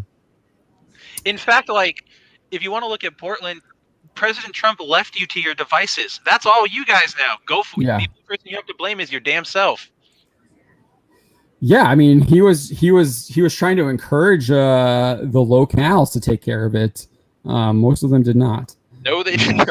Goodbye, Ted Wheeler. They only started doing it when it started actually affecting them personally. When then, like, the people started going to like their own like houses of residence and like marching on them Or threatening their like re-election. Yeah. That's difficult for many non-black Americans to grapple with, particularly when it comes to the police. And few can resist the cry, not all cops. But I'm tired of hearing fables about the good cops who are no more real to me than the characters conceived in the pages of comic books. There you go. He literally exposed. He just exposed himself. This guy's just an anti-cop hater. He's just a cop hater. And the Hollywood Reporter is endorsing him. They're giving him endorsing anti-cop. That's literally what it is. There's a widespread national issue of an inherent racism in policing. False, not true.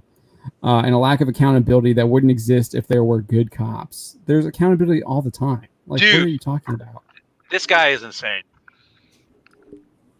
Mark 63366 is trying to interpret what he said here about the Nazis. He's saying Nazis weren't an American burden.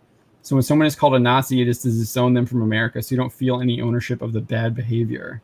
Oh, Okay. That's actually, I can understand. That's actually a really smart explanation, and I did not get that at all from what he wrote. So when someone is called a Nazi, it is to disown them from America. Right? Yeah. Okay. Yeah. I get that. Yeah. Right, that makes sense. So when you're calling someone a racist, you're disowning them from America. Is because he says racism is an American burden. He's saying that when you call somebody a racist, you're connecting them more to America? Yeah. Yeah, you're right with that explanation. Yeah. Weird. It's weird. It's very and then he has like a tweet here, so I don't know. I don't know what it is. I'm not clicking it. I don't care about the tweet. Part of this American desire to cling to the notion of good cops comes from the fact that our superhero movies, even when presenting these masked characters as outsiders and vigilantes, are almost always partnered with the police or some government entity. Usually because that's like the role of the police and the government entity is the same role as a superhero, and that is to protect the people from criminals and foreign entities trying to destroy you and kill you. That's normally how it works. This is insane. The language of comic books of good guys and bad guys is coded into the government's language. Last weekend, Trump retweeted conservative commentator Buck Sexton's statement. This isn't going to stop until the good guys are willing to use overwhelming force against the bad guys. So he's talking about the rioters. Apparently, superhero terms. I'm pretty sure they're just terms. I'm pretty sure you need Superman to stop Doomsday, so kind of agree with that. Footage from last weekend's protests showcased someone dressed in a Batman costume walking through tear gas. Immediately, social media gravitated to the idea of that reality was imitating the climax of Christopher Nolan's The Dark Knight Rises, in which Gotham's poor and downtrodden rise up against Bane. The payoff to Jim Gordon's concerns about escalation brought up at the end of Batman Begins. So that's literally not what happens in The Dark Knight Rises. At all. The poor and downtrodden are actually, I would argue, the people who are on Bane's side.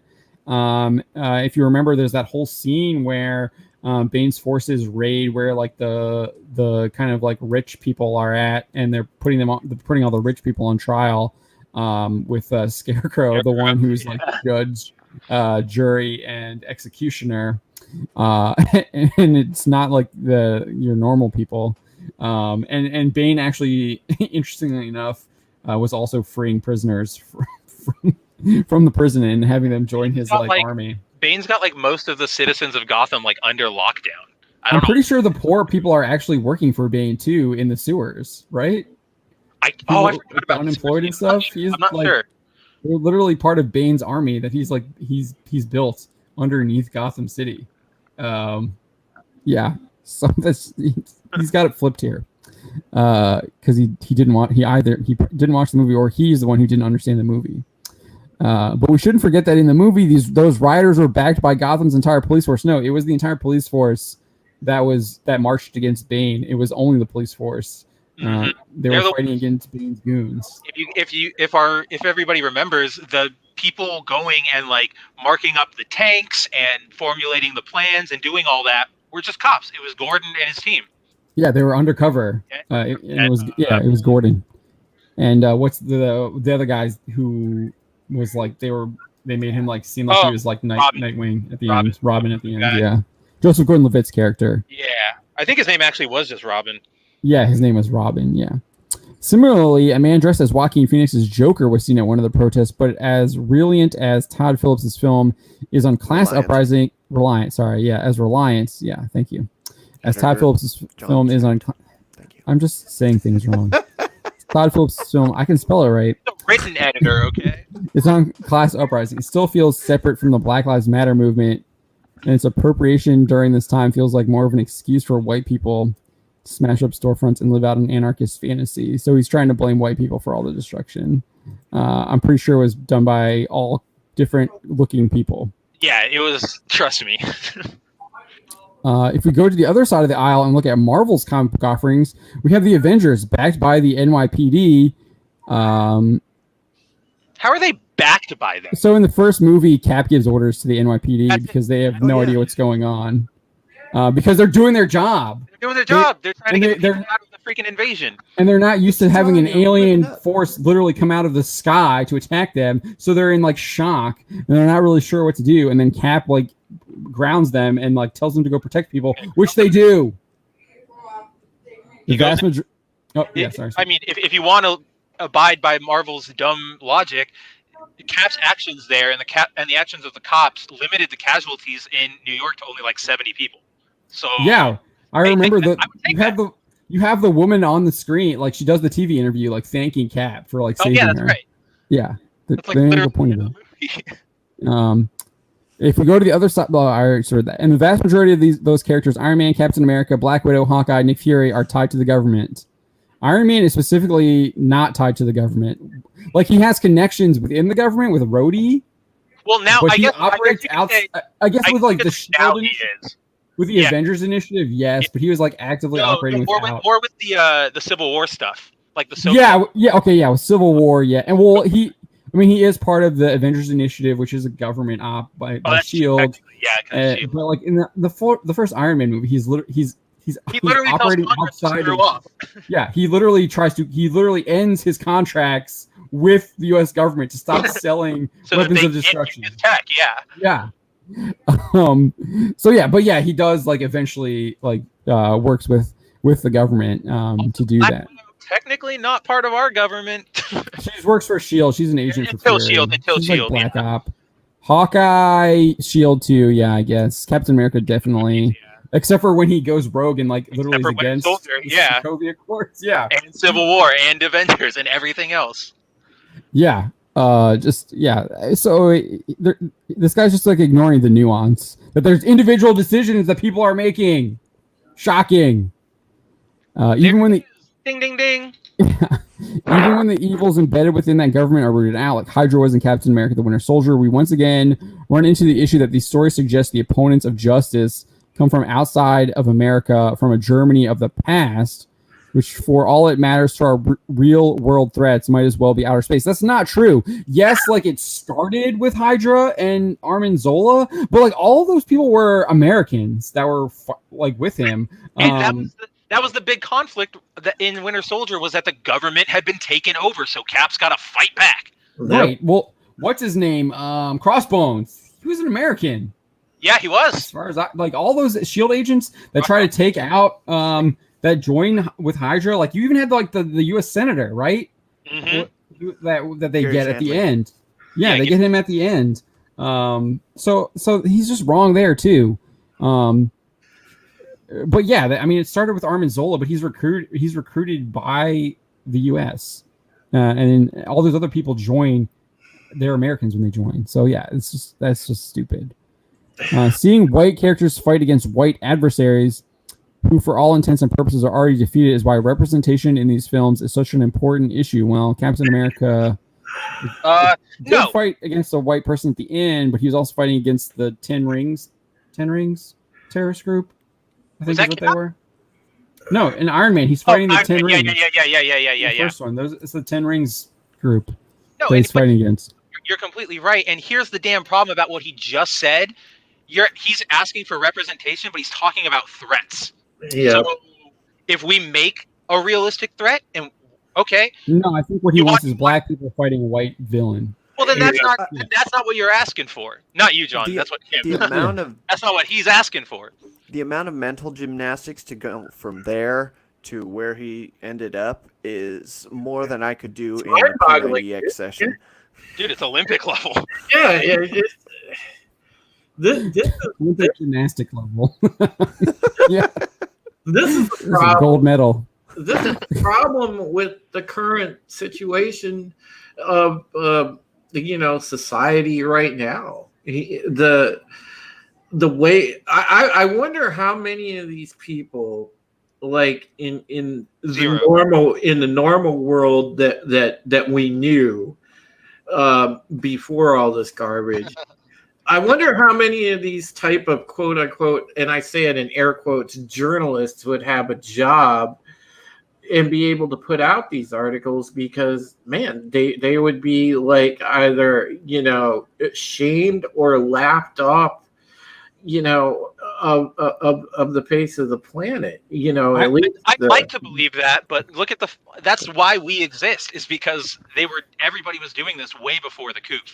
And I will say that when I was on Gary's stream last Friday, he was talking about this, that he's saying that they're probably not, he's not seeing as many of those articles. And I do think that they don't do as many. I mean, if you look at what like CBR is putting out now, it's less of the woke stuff and it's more like boring, generic, like trash tier lists. Really bad lists. Yeah, it's chill stuff. There's a backlash. But yeah. So even CBR is like been like, they still put out like garbage Memorial Day articles about Captain America and like just like I'm trying to think of an adjective because just use garbage. I'm blanking right now. But that 300 article was absolutely just trash as well. Did you see the Observer making an observation about all the shows getting canceled? Yeah, I did see that. They're all the woke shows. I saw that. Oh, that's great. Yeah, I saw that too. They call it a disturbing trend. Yeah, disturbing trend that no one's watching that trash. Be good. That's Won't get canceled. Yeah. Yeah. That's rule. It used to be that I know the stuff that I grew up watching, Dukes of Hazzard, Airwolf, Knight Rider, things like that. It had a lesson in it, but it wasn't the common thread among those type of shows is they were high action, they were entertaining, they had a lesson built in deep down, but they weren't preachy. Did you actually like? Was that something that you learned though, that what was right and wrong was from that show, or you already knew what was right and wrong, and the show was just kind of showing it to you? Yeah, it reinforced it. But what it did, see, these shows were never preachy, John. Even when, you go back to when we were kids, I know that you did that article on that gaming company that, on Jeremy's video. Oh, yeah. Kind of, the G.I. Joe. The G.I. Joe. Really refreshing about that. That was super refreshing. But the thing is like, if you go back to the old G.I. Joe cartoon, that had a definite lesson in it, and it had, and it actually had, they had the little vignettes at the end that kind of showed you daily life situations and whatnot. But the thing is even that show wasn't preachy. They reinforced your perceptions of right and wrong, but it was entertaining.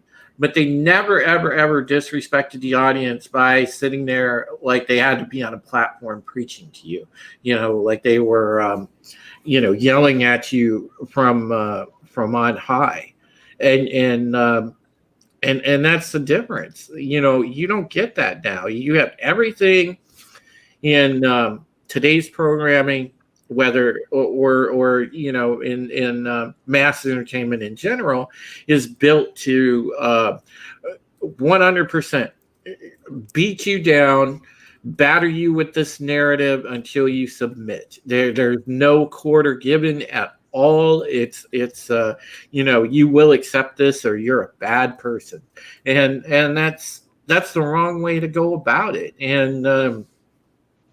And I'm so happy that audiences are turning away and rejecting this type of crap, because, that's the only way for pop culture and mass entertainment to turn things around. When they finally are broken by losing enough money that they change it. Yeah, so I will argue, and I think this is a theory that some other people have probably written about a long time, and I've made this point a lot. I don't think it has anything to do with a profit motive. They don't really care. Oh yeah, they'll lose as much money as they want to try and get you to join their side. So I don't think the profit motive really matters. Like, we can say as much as we want that obviously smaller stuff, like if you're a smaller business, it does matter. If you like the get woke, go broke thing is not just a catchphrase. That does happen, but like when you're talking about like Disney, AT&T, all these like big huge studios that all get the financing basically from the same places, China and like all the big banks, that like they don't care. They don't have, like they're too big. It doesn't matter. Too big to fail. I think just the point when we were on Gary's channel on Friday Night Tights, we did another. I think it might have been a Variety or Deadline article. I don't think it was a THR article, but they said that like Universal and AT&T just laughed when. Oh, I think when, Deadline, yeah. Yeah, when the theaters were asking to be saved or to be potentially bought out by them, and they're like, no, just die. Doesn't matter. Better because they just don't care. They don't care. And I really don't think the profit really matters that much to them. Yeah, I can see that side of it too, because the control and the power is much more important. If they can have that's worth more to them than the physical currency. Yeah, unfortunately. Yeah, so let's when it comes to I mean, we'll get into this a little bit later, but that's why AT&T hired an anti-police Black Lives Matter advocate. We'll get to that next. When it comes to black superheroism, Black Panther stands out as the most oft-used example. Even in the midst of these protests, the rapper T.I. called for rioting to end in Atlanta, Georgia, because it was Wakanda, but it isn't even metaphorically speaking Wakanda is an African nation unblemished by slavery, colonization, and a need for reparations. That's absolutely false. If you remember, the whole opening storyline was about opening Wakanda up and helping out their fellow African nations around them that were dealing still with like internal slavery and like warlords and how they've just kind of gone downhill. And then you also have Killmonger coming in and wanting to get reparations and wasn't afraid to use Wakanda's resources to get that to happen and trying to send it out across to the Wakandan agents that had been planted across the world to foment like mass worldwide rebellion.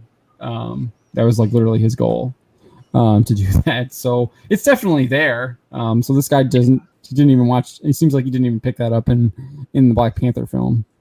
The film, as powerful as it may be in some regards, doesn't aid the perception of the Black Lives Matter cause in America or validate the anger of African Americans. It's a film. It obviously doesn't do that. I don't know why you're looking for a film for that. Why are you, not just a film? Because I can understand that there could be a powerful film, but Right. Why are you looking to Marvel movies for that, man? Yeah. Even in its role of presenting America with an image of Black people to hold on to, it presents an African people on the defensive rather than the offensive. Killmonger is literally on the offensive the entire film. And last I checked, he was played by Michael B. Jordan, who is a Black man. Yep. He was a radicalized Black man, so that means he doesn't count anymore. And I'm also pretty sure that T'Challa goes on the offensive to track down Claw as well in South Korea. I think it's Korea, yeah. Yeah, I think it's in South Korea. So he's on the offensive there. So like literally this guy, like that's where the cool car chase scene is. Yup. Yeah. Like this guy is like, he doesn't even like know the movies that he's talking about to try and use an example. It's just so sad. It really is, man. It's just in the film, Wakandans are called upon to defend their country from outside forces, led by a radicalized Black man, no less. I'm pretty sure that they're No. part of the Wakandans there's like a civil war. Yeah. Killmonger has part of the tribe. The Wakandans that fight against T'Challa aren't necessarily quote unquote radicalized. They're just pissed off from the fact that their tribe had to go to the damn mountain.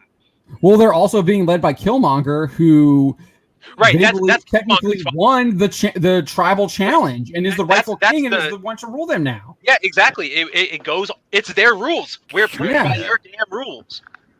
So I don't know what he's talking about here. The big point of the movie too is that those rules are stupid. Yeah, and technically he is Wakandan. He's not he hasn't been there ever. Not like a citizen or a resident, but he was born there. Yeah, he is technically a Wakandan still. So yeah, he was just raised in America. So he's just getting basic facts wrong. But our current situation in America sees mass Black people on the offensive, which is a rarely seen image in our superhero media. False, as we just talked about. So while white people in their COVID masks, camo, and American flag patterns, there you go. Camo and American flag patterns. Fricka. So apparently people who are patriotic and like camo, like our military wears, can walk down the street with assault rifles because they want salons and bars to open. Unarmed Black people who just want to live are something to fear and villainize. I can do that too. But our current situation in America sees idiots on the offensive, which is rarely seen in our superhero media. So while these jackasses in their COVID masks can walk down the street with assault rifles because they want their city to not have cops and Molotov cocktails and give them everything for free, shut up, person. Yeah, Mark 6336. Yeah, the real facts don't fit his arguments. Yeah, exactly. I can't even believe this was published. Like seriously, like the editor should have seen this and like literally pointed out, like, hey, what about this argument? What about this? What about this? Are you sure this is how it really works? Did you ever watch any of these movies? This didn't happen for this job. Yeah, this didn't happen in Black Panther. You're wrong. Killmonger's on the offensive all the time. What about when he goes and takes down Claw? Like those are like he should have been pushed back to him. I know I do that. I know I do it all the time when I'm like, are you sure? Is this really how it happened? Like, can you put put this in to prove your point, prove what you're saying. And let me tell you, as somebody who works with you, it's not offensive. Like that's what you want. Like I don't understand why nobody took the time to go, hey, dude, we want the best site, we want the best product possible, or like content possible. You're not giving it to us. Yeah, but CBR doesn't do that. They this is Hollywood Reporter. This is Hollywood THR. Reporter. All right. Yeah. But THR doesn't do that either. They live to inflame. I did an article right before we came on here that they don't even understand. They thought that having Jared Leto showing up in Zack Snyder's Justice League reshoots somehow connects it to Suicide Squad. Like the Suicide Squad movie didn't have freaking cameos with Ben Affleck's Batman in there and Ezra Miller's Flash. Like it had a cameo for Batman and the Flash. Oh yeah. right, yeah. Oh That's yeah, what I'm saying. Yeah. The cameos were in there. It's like they didn't even watch the Suicide Squad movie from 2016. They're saying that this casting is what connects the Justice League to Suicide Squad. It's like, dude, literally, we had cameos from characters that were in Batman vs Superman and Suicide Squad. Of those characters is what connects it. Yeah, this is complete idiots. That also should never have been published. Delete that. What connected to? It wasn't Waller in BVS, like briefly. Or did she just show up in Suicide Squad? I think she's just in Suicide Squad. I wouldn't publish that because I don't know, and I'd have to confirm. Exactly, we'd have to check it before we ran it. Yeah, this is. I really found this interesting. Wow, weird journalism. I really found this interesting. So, once we get into this Mangold quote, so let me keep reading. For the most part, superheroes are no longer depicted as dangerous as outsiders with the power to affect status quo, like Superman did in his first appearance in 1930. Absolutely wrong. The Boys, literally. The Boys. First season of The Boys was out. Homelander is a crazy psychopath, like trying to destroy everyone, and the whole purpose, like Butcher, and then A-Train kills Huey's girlfriend in the first and gets away with it. Gets away with murder. So I talk about uncontrolled power. Like that's uncontrolled, getting away with it. Watchmen. Who watches the Watchmen? Watches the Watchmen. Literally like the catchphrase. Injustice. There's a whole video game franchise about Superman going crazy and becoming authoritarian. There's so many other examples. Superman Red Sun. Like, just go on and on and on. Kingdom Come. And I mean, you can, to support that, but looking at the opposite end, if you look at canon Superman, there's that amazing speech from Justice League where he talks about everything I see around me is cardboard. I have to rein myself in. I have to be careful. I'm constantly making sure that when I'm walking down the street, if I trip, I'm not going to take out the building in front of me. Right. Exactly. Yeah. On screen, many have essentially become cops and feds.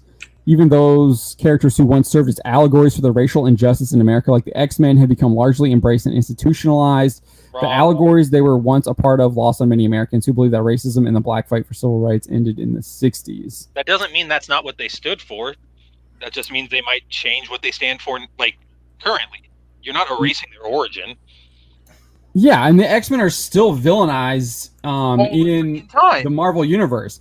It's just that we read them as superheroes because we know we agree with what we agree. We know what right and wrong is, and we know that they're doing the right thing, and the authoritarian governments that are oppressing them are wrong. Like literally, Trask in freaking Days of Future Past is a government contractor who is the one who's building the Sentinels and is like literally capturing mutants and experimenting on them and murdering them. We find that out in that scene where Mystique discovers that they all been killed from experimentations with Trask. Like literally, it doesn't make it's so frustrating. Especially if you're looking towards Marvel, maybe like 10% of their heroes are accepted by both the government and the people. Otherwise, it's one or the other or none at all.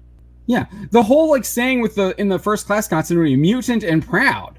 Like, come on, it doesn't get any clearer than that. They're obviously talking about like mutant people being oppressed by non-mutants. Like, and then you have like the whole Magneto and Shaw are like we want mutant supremacy. Like, and that's a bad thing too. So like it explores that stuff still. It's like literally what Terry Crews talks about, like that we've covered. But that's good. Terry Crews is bad. That's not okay. Yeah. Yeah, Terry Crews got red pilled big time, man, and I love it. He took the black pill too. But I found this Muslim. was like really I hadn't seen this quote before. So I was like, holy crap, like with this quote. From Logan director James Mangold, who also I think he did the excellent Ford vs Ferrari, right? Did he direct that? I believe so. Yes. I think so. It's a fantastic film. So that movie's really good. Something that Hollywood doesn't usually do very much anymore. Beautiful, and that movie is beautiful. Because I had no idea that he directed The Wolverine. Yeah, that one was pretty good too. Yeah, that makes That a lot one was a was setup for Logan. Yeah. Logan. But yeah, Yeah, well, it was the most recent one. Yeah, director James Mangold highlighted his complicated relationship with superhero stories, saying, "I love the mythic values of them, their morality tales of a modern age, but I hate they often reaffirm an idea that God will save us." What is wrong with that? I don't understand why that's a problem. That we as mortals bear no responsibility for our lives. This is what Kripke was saying. He was saying the same crap. The movie is for me undeniably political, about an age when we hide in consumerism, distracted in fantasy as our real world burns. I did not. That's in Logan. Consumerism. consumerism.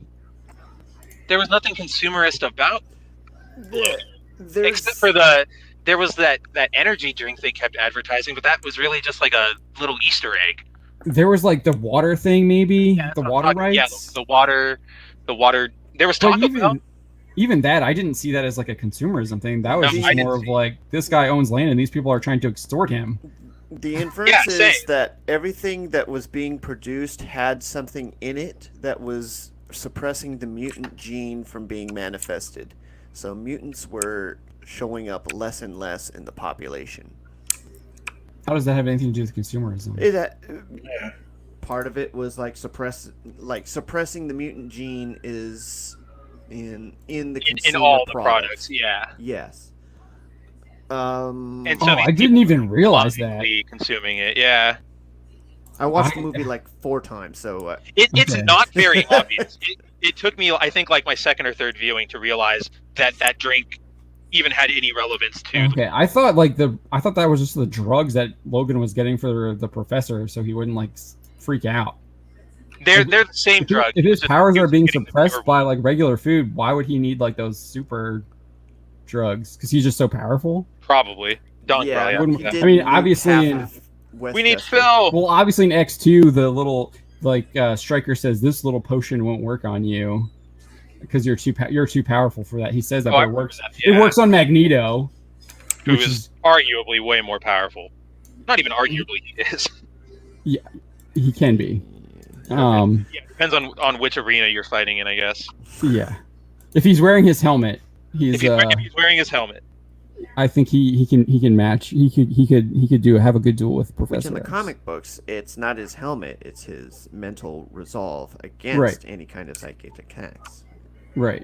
I always liked that. That was cool. That's even better because that makes him much more. That just means he has so much discipline and control over himself that he's not going to be influenced by like Jedi mind tricks. So yeah, I this is just really odd for me here. They're morality tales of a modern age, but I hate they often reaffirm an idea that God will save us, that we as mortals bear no responsibility for our lives.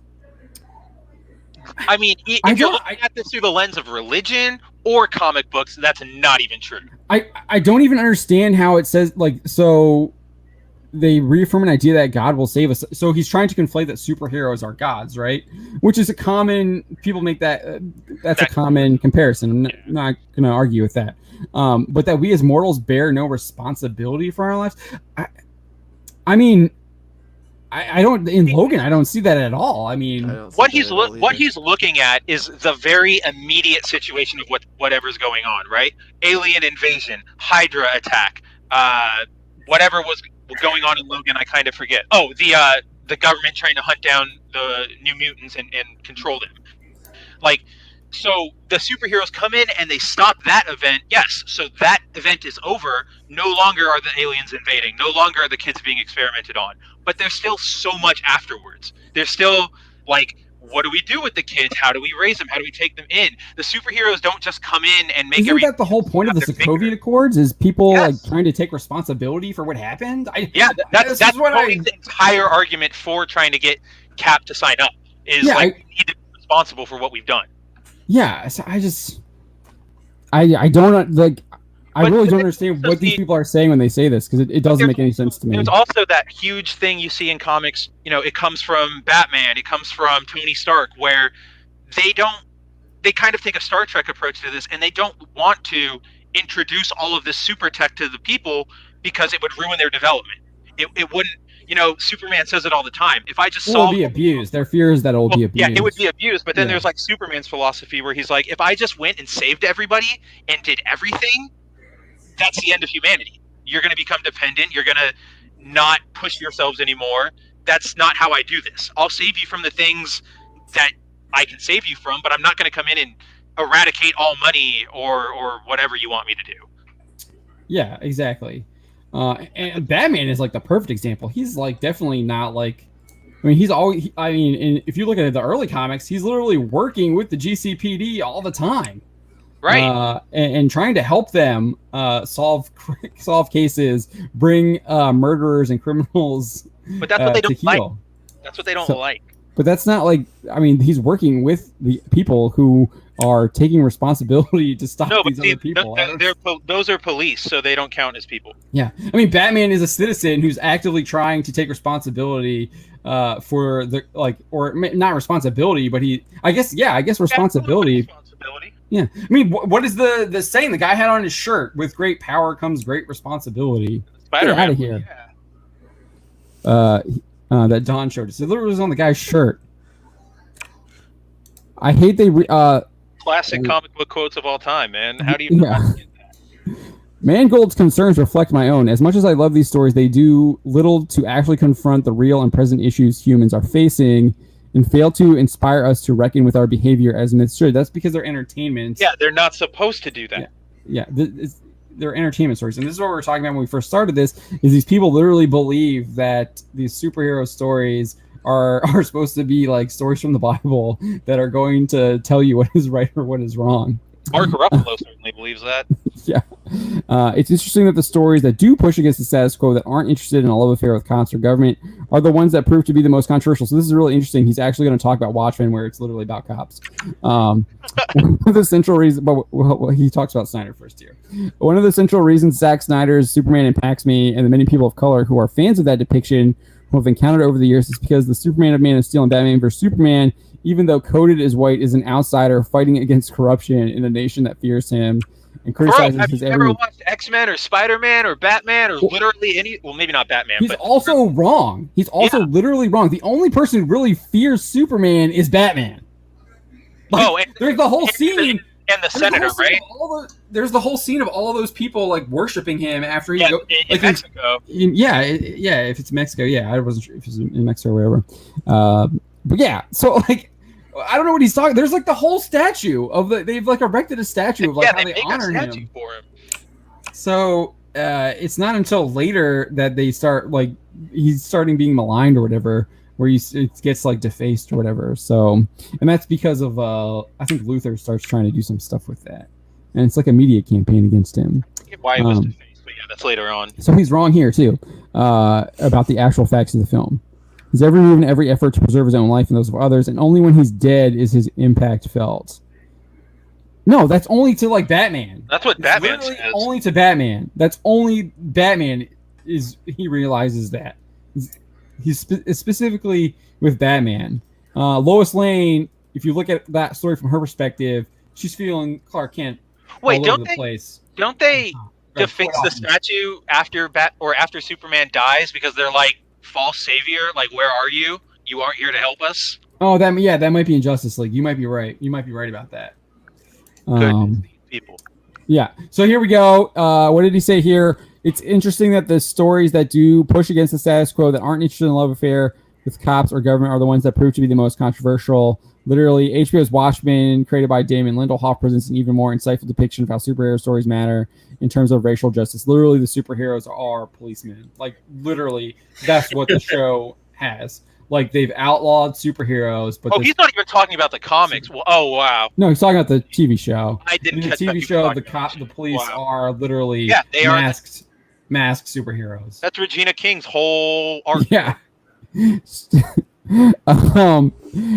was how superhero stories matter in terms of racial justice with the character of the Hooded Justice, Will Reeves, who was literally a policeman. He's literally a policeman. Yeah. A survivor of the 1921 Tulsa race riots, becomes one of the first black cops in New York City, and his discovery that the cops are secretly it's only a segment. It's only like that. There's only like a portion. There's like a small in-group of them. Yeah, and it's not everyone, but they do wield power over the police force because there is a fear there. Leads to his lynching and rebirth as a superhero, one who had to hide his race beneath his costume because, once again, black offensive action is something to fear and suppress. False. Jesus. But as Reeves tells his granddaughter, Angela, who still fights the same fight against cops deeply embedded in the KKK, you can't heal under a mask. Wounds need air. I didn't watch it. I stopped watching that show because it was just so cringe garbage. Remember how Dr. Manhattan fell in love with a black woman, so he decided, okay, I'm just going to be a black person now, and nobody thought that was offensive? I didn't get to that part. So. But yeah. I just remember that, like, was it Don King? Is that the actor who was like the police chief? He has like the KKK hood in his. Oh gosh, what is his name? I just wrote about him. I think it's Don King. Don something. A fight promoter. No, it's Don something. Yeah, I think Jamie Lee Curtis was like bragging about his package when like talking with about Chris Evans because they were. Don Cheadle? No, they were in that Ryan Johnson film. Oh, Knives Out. Knives Out. It's like Don something. I can't remember. Don Johnson. Don Johnson. There it is. Don Johnson. Thank you. Yeah. Oh, Jerry Pirate Mikey's got it up here. I'm not looking at the chat. That's why it's so stupid. Thank you guys in the chat there though. But yeah, he has like the KKK hood in his closet or whatever. But he literally is like his best friend is Angela, who's a woman. So it's just weird. I thought that it was just strange to me. Black Americans can't breathe. We've been choking and wounded for a long time, and we need air. America is in the midst of a true masks off moment in which people are truly revealing themselves as either allies or not, as part of the movement or not, and as heroes or villains. Like that sounds awful. That sounds so. That is God. That is really like scary. Inflammatory. That is and this is the type of thing. This is you're either with us or you're not. This is an article built on inflammatory rhetoric, and that's how does a reputable editor, any sort of like good editor, allow a writer to even like write this? You know, I mean, like seriously, John wouldn't let us write this. I would not. Would you hire this man? No, this would be rejected. But it gets worse. We're not even at the worst part. The worst part is coming up. This is he literally tells you what he wants, and it's horrible. It gets worse. But the way in which we think of heroism and villainy, has to change. No, Good can't be good anymore. Bad can't be bad anymore. It's got to change. That's literally all it is. It's good versus evil. You guys need to calm down. Heroes fight for the oppressed. Well, no, they don't. They don't. If you're a criminal, the heroes aren't fighting for you. They are actively fighting against you to put you in prison where you will be oppressed. Like, sorry. That's literally what prison is. Prison is oppressing bad criminals. You don't get into the Justice League and become a social worker.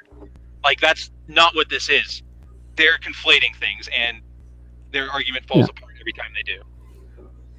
But heroes don't fight for the oppressed. They can fight for the oppressed, but they're not always fighting for the oppressed because they are actively oppressing criminals who break the law that they fight and defeat.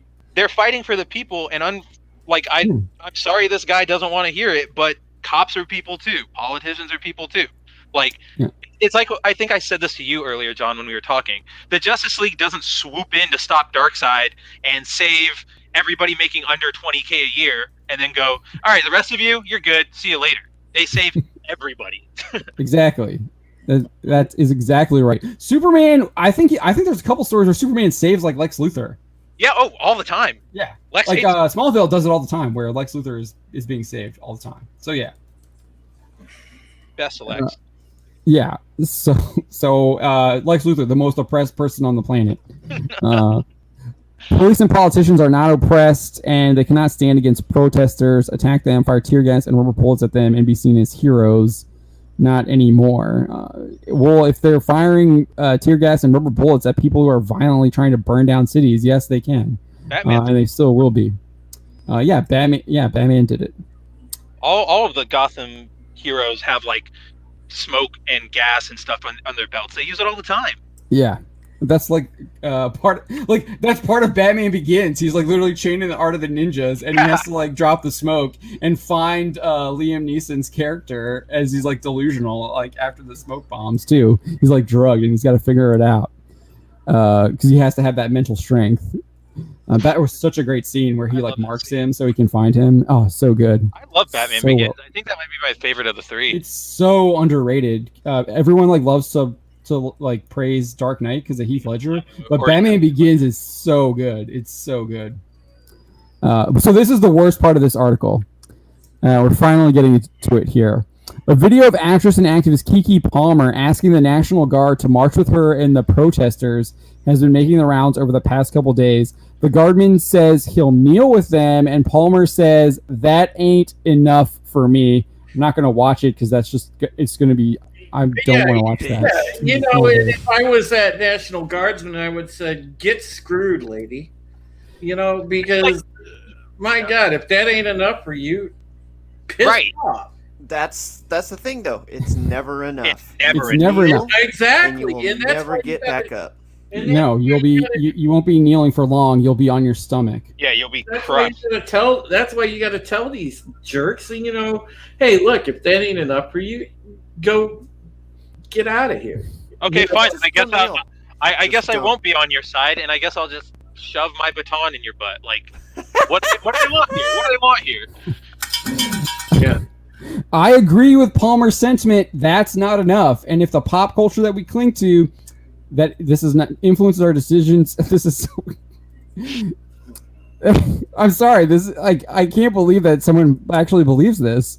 And if the pop culture that we cling to that influences our decisions and perceptions during these times of strife can't find a way to tackle real issues, to tackle institutional racism and police brutality, then their value as morality tales, as myths, as a centerpiece of our pop culture are not enough.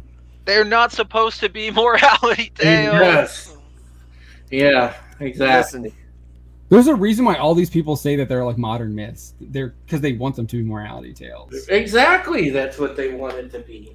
You know, because that's why they took over all the stuff that we like, because they could pervert it into this kind of trash. Exactly, because that's what myths used to be. They used to be stories to explain things, like why is the sun coming up, or why don't we eat this, blah, blah, blah, blah, blah.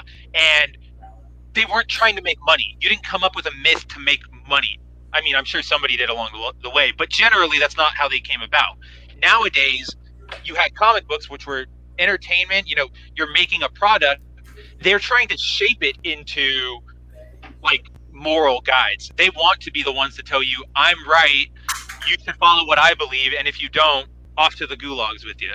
Can you imagine the MCU being what it is today without embracing like traditional American values in Iron Man, with like his entrepreneurial spirit in inventing stuff, with Captain America, his duty and patriotism and loyalty, and then even Black Widow.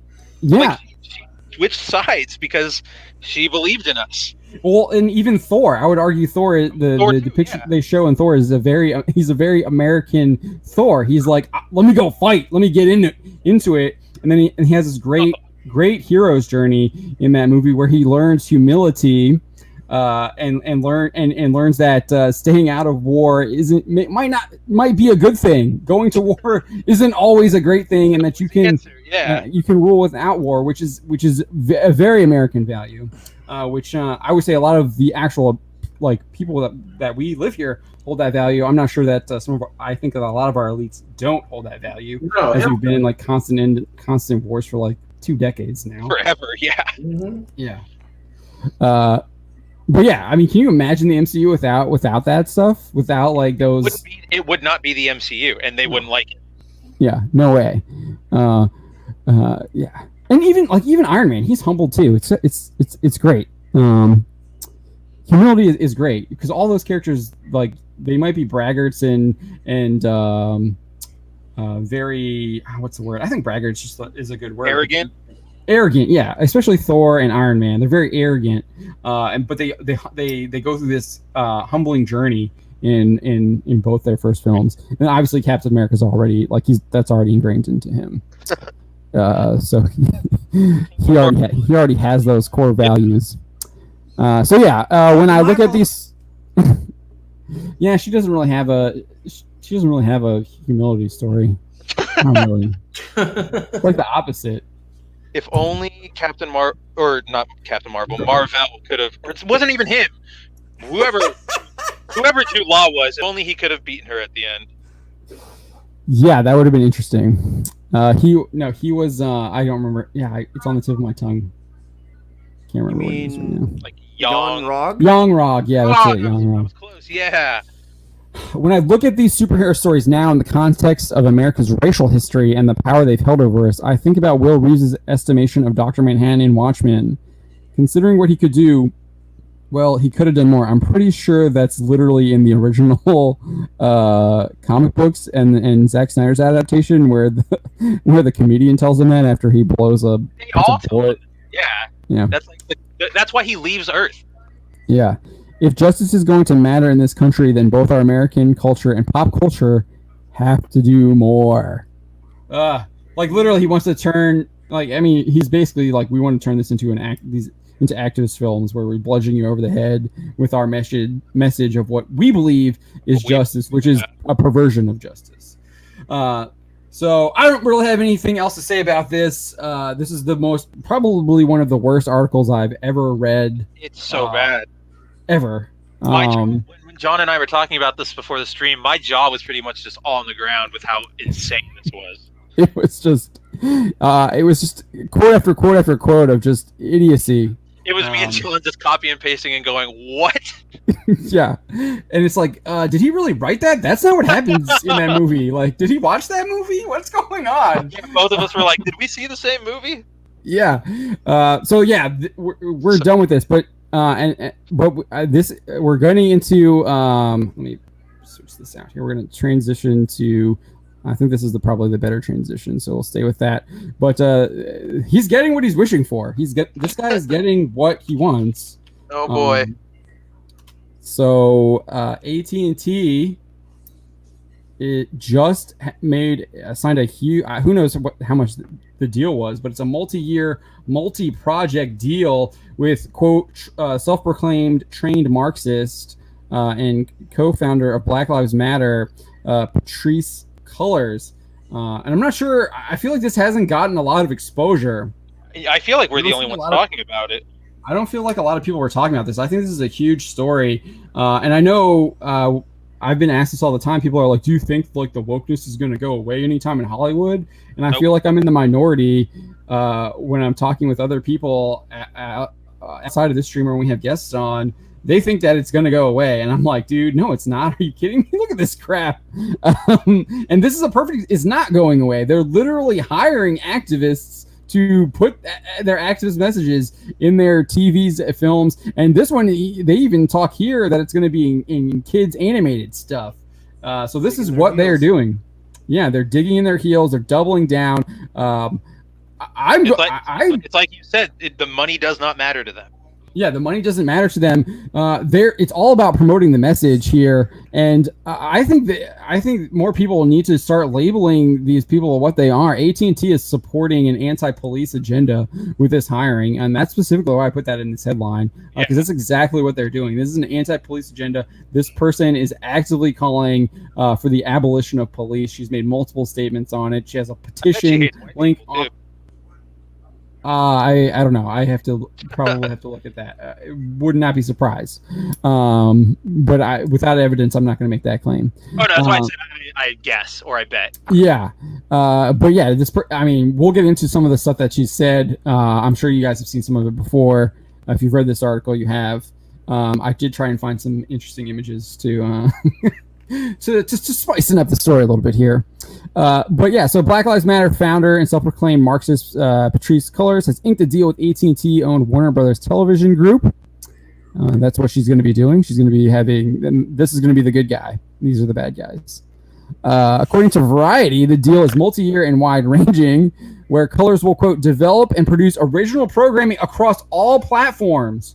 All platforms. They are giving her access to all of their platforms with Warner Brothers TV. That's HBO Max. That's what else do they have? That's the CW. That's probably do they still own a part of Hulu? I'm not sure if they still own Hulu. What else does Warner own on TV? But they license stuff out to like the other channels, like cable and streaming. But yeah, HBO Max for sure. HBO, you can guarantee that she's going to be part of this stuff. And when Variety's Will Thorne, who's the writer of the article, claims it will be wide-ranging of Variety's article, he's not joking, as she will reportedly develop everything from scripted to unscripted. So she's doing reality TV shows? What else? What other kind of unscripted stuff is there? She's gonna do some like Black Lives Matter cooking show, like a Chopped. What could that be? I mean, no. What else outside of like game shows and reality TV is unscripted? What about Stinky Robot? What happened? How far can you toss a brick? Where's Jar Jar? Yeah, well, he probably was part of this. He has a big deal with WB too. So yeah, even animated and kids programming. So we're gonna get like, what was that? Sci-fi show? I wouldn't doubt it. Friendship Squad. Magical Girl Friendship Squad. We're gonna get 10 of those. You're gonna get 10 of those on Cartoon Network. Cartoon Network. That's what they have. Cartoon Network. God, I hope you all enjoy period blood being the superpowers of everybody from here on out, because that's what it is on Magical Girl Friendship Squad. It's so horrible. So she actually issued a statement. Black voices, especially black voices who have been historically marginalized, are important and integral to today's storytelling. Our perspective and amplification is necessary and vital to helping shape a new narrative for our families and communities. I am committed to uplifting these stories in my new creative role with the Warner Brothers family. So I don't think there's anything really wrong with what she's saying here. I think that's totally fine. I'm totally fine with having stories from black voices who have been historically marginalized. I'm totally fine with that. There's nothing wrong with that. I watched Chadwick Boseman's Jackie Robinson movie. It's actually a pretty good movie. And that comic that you love, that I actually checked out because you loved it so much, about the black sheriff, like the real guy. Oh yes. Buster. No, it's not Buster Scruggs. That's not right. Buster Keaton. I want to say Dylan Dog, but that's not right. That was really bad. Yeah. He's a U.S. Marshal. He's got a really cool name though. It's up here. I don't have it on me right now. I think it's up there somewhere. But like, yeah, that story, I'd love to see more of that. John's eternal bookshelf of holding. Yeah, I don't know where it is. It's up here somewhere. Make it sound like the bag of holding. But yeah, so like those are great stories. That's that's a great story. He's actually in Watchmen. In the very beginning of the Watchmen TV show, they're actually watching a film about him, and it's fantastic. Because he's a real dude. I think he's probably like one of the he literally arrests his own son for murder. It's fantastic. That's crazy, yeah. That's how committed to justice. This guy was. Bass Reed. The real justice. Sure. Bass Reed. So I don't have any problems with what she says here. This is what I have a problem with. Is this next part? As a longtime community organizer and social justice activist, I believe that my work behind the camera will be an extension of the work I've been doing for the last 20 years. Well, I look forward to amplifying the talent and voices of other Black creatives through my work. Nothing wrong with that last sentence. No. Will be an extension of the work I've been doing for the last 20 years. That is a huge problem. That is a huge problem. 20 years. So yeah, that clearly goes way beyond what has been happening this year. Yep. Friggin' commie. I didn't say that. I'm sorry. That's totally fine, because that's exactly what she is. Yeah. She's trained Marxist. She stated, the first thing I think is that we actually do have an ideological frame. Myself and Alicia, in particular, are trained organizers. We are trained Marxists. We are super versed on sort of ideological theories. And I think that what we really tried to do is build a movement that can be utilized by many, many Black folk. She's literally, that's literally what she wants to do. She wants to insert Marxism into the storytelling. That's exactly is promoting it. They are chance. Operatives. They're showing us their balls. And this is 100% an ideological operation. It is made to, basically re-educate people. That's a good term. And this is. And it's terrible. It's actually it's a very insidious thing. And this is, I heard Glenn Beck talking about this probably about a month ago. And this is this goes back years and years. This has all been a setup, and that's part of this is They decline to mention the fact that there is people in the old American Communist movement that are sitting members of the board of BLM, but they don't mention that type of thing because they don't want you to know that. Well, because because they want to get their subversion and their support out there without you. Oh, exactly. Exactly. They want to get this ideology into mass media, into mass entertainment. It's already obviously in the news. We've known that for a long time. That the operatives in the different news organizations are plentiful. So they're on board with this, and they started with that first, and then it's trickling down into the television, the movies, everything else, and also in books. Because there's a lot of woke books that are coming out left and right, and the Star Wars, the Warcraft books. I mean, Spencer's covering the freaking Warcraft ones, the Warcraft books, the Dungeons and Dragons rule changes. We'll actually get into that. That'll be our last story. We probably got to wrap this one up real quick here because we're getting close to that midnight hour. We might go a little longer if that's okay with you guys to cover that, because I do want to cover that because I do think it plays really well into kind of after this one.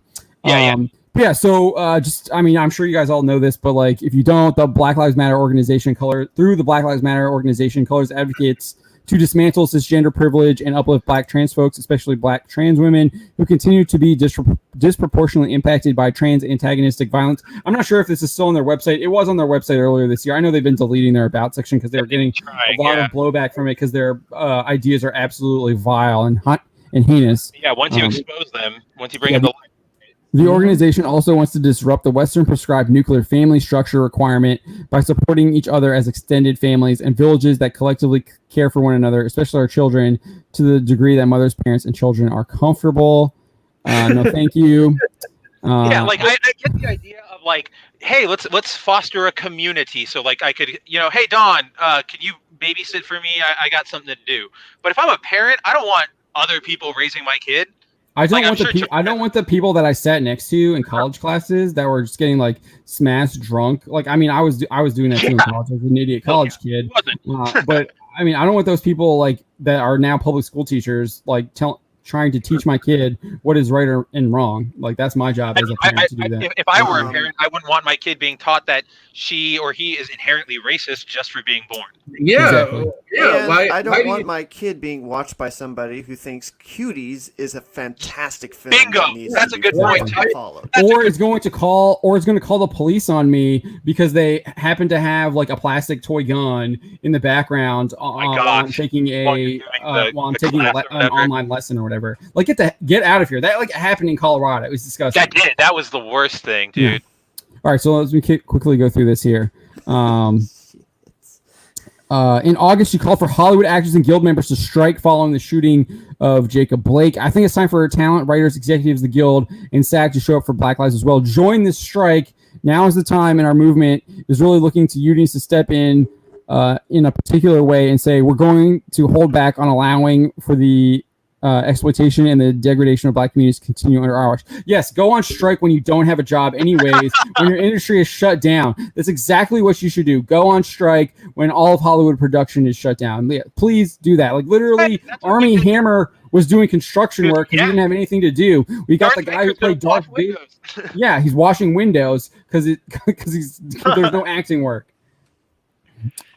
And also, like, who's going to take notice if your bosses aren't in the office because it's not operating? Who's going to notice your strike? I think Hollywood can really show up in this moment. While I understand not everyone can take the same risks, there is power and opportunity in developing, like right there, power and opportunity in developing a strategy and plan that centers the dignity of Black communities. That's all right there. She's telling you what it's about, power. It's all about power. That may mean a one-day strike, or it may mean a day of educating Hollywood on what's been happening to Black. Yeah, one day. What is one-day strike? Like that's literally the equivalent of putting up those like your Instagram going black. Yeah. The Does black. nothing. So stupid. Also, Now like, is an opportunity for us. Hollywood's on her side. What is she talking about? Yeah. We're going to educate Hollywood. That's just, I mean, pardon my French, but it just sounds like a big jerk-off session. Like, Exactly what it is.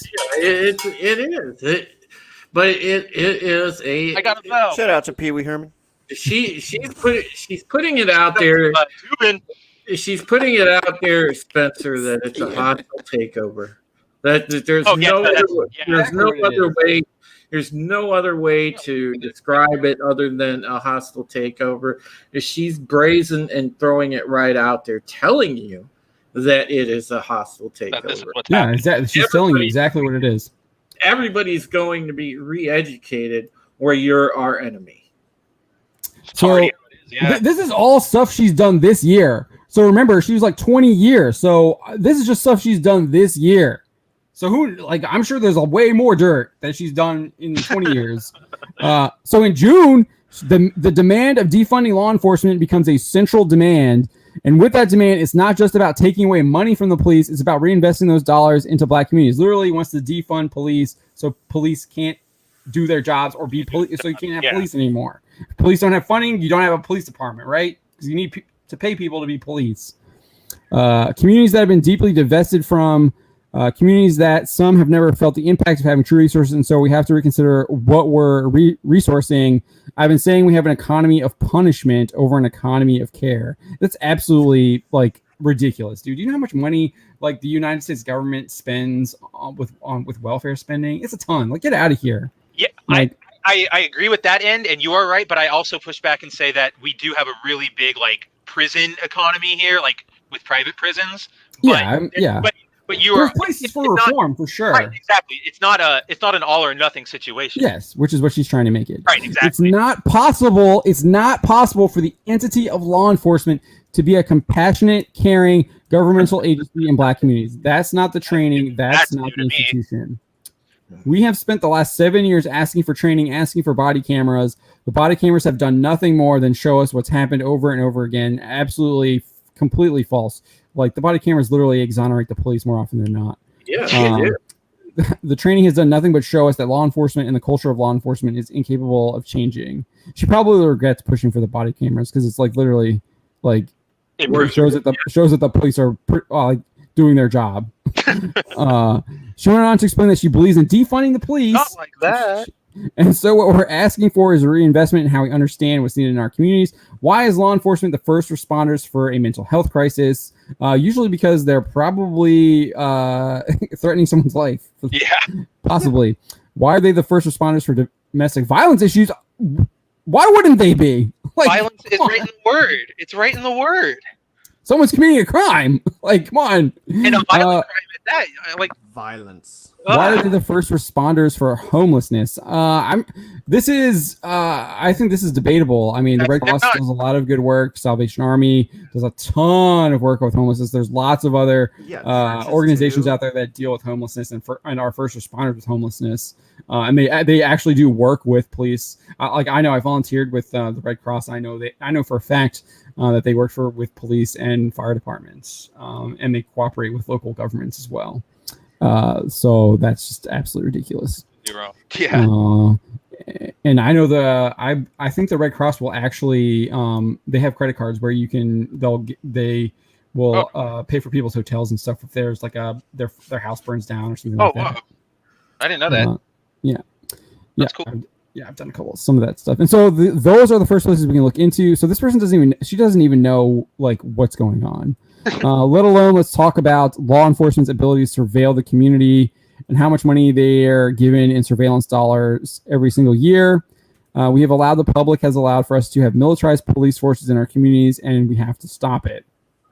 I used to work at 7-Eleven as a high school summer job. And one of the things that we did was we wanted the police to come by because it was a deterrent for crime, because 7-Elevens are notoriously known places for people to try and rob and stick up. And so you wanted police there as a deterrent, because when you have their presence there, the people are like less likely to come and try and like put a gun to your head and rob you. So they would coffee would be like, hey, coffee's on us today. Like, thank you for stopping by. We appreciate you being here. Yeah. Because we realized that they were providing a service to the 7-Eleven, protecting us from criminals. So there's that. So again, this is what I talk about: the petition ending law enforcement. It's not just defunding law enforcement. This is what is on her website. Ending law enforcement attacks on Black lives begins with defunding the police and holding them accountable. So she wants to end law enforcement attacks on Black lives, which I would argue that it's not happening. In a general sense, it's not happening. It might happen, on a case by case basis, but generally that's a fake narrative. It's not a culture. So she's also called for dismantling numerous federal law enforcement agencies such as ICE, Border Patrol, and the DEA, with this Breathe Act or whatever. So that's pretty much it. And AT&T is literally promoting this person to push all of this through their media, and that's what you're going to get from AT&T. So I'm going to read this. Yeah, go ahead, Don. Is that AT&T or is that Warner specifically? Warner Brothers Television Group is owned by AT&T. AT&T is literally. They're the ones approving their. Whether or not they're actually like an AT&T executive is approving that decision by Warner Brothers Television Group, that company is saying that obviously delegated that to someone to be able to say that that's okay. So yeah, that would be just like if you published an article that was like F Superman or something like that. That would be like me tacitly agreeing with that, right? Right, exactly. But yeah, so that I don't know if that's the right comparison. Yeah, that's not, because it would be maybe more if when John was out with Georgiana and oh my gosh, I'm blanking on your wife's name. Kate. Kate. There we go. When you were out with them, it would be like if I hired somebody who, we needed help on the site, and I was the acting editor, and I would have gone, okay, you come on in and write a bunch of articles about how this colors should control everything, and that, because then John would come back and be like, why did you do that? That now it looks like we support that and encourage that. It's just it's a bad look. All right, so we do have a super chat, $5 from Dread Pirate Mikey. Hollywood is no longer. Let me see if I can click this here and if it'll work. Yeah, there we go. I should have done this earlier. Hollywood is no longer interested in business, just true believers in woke.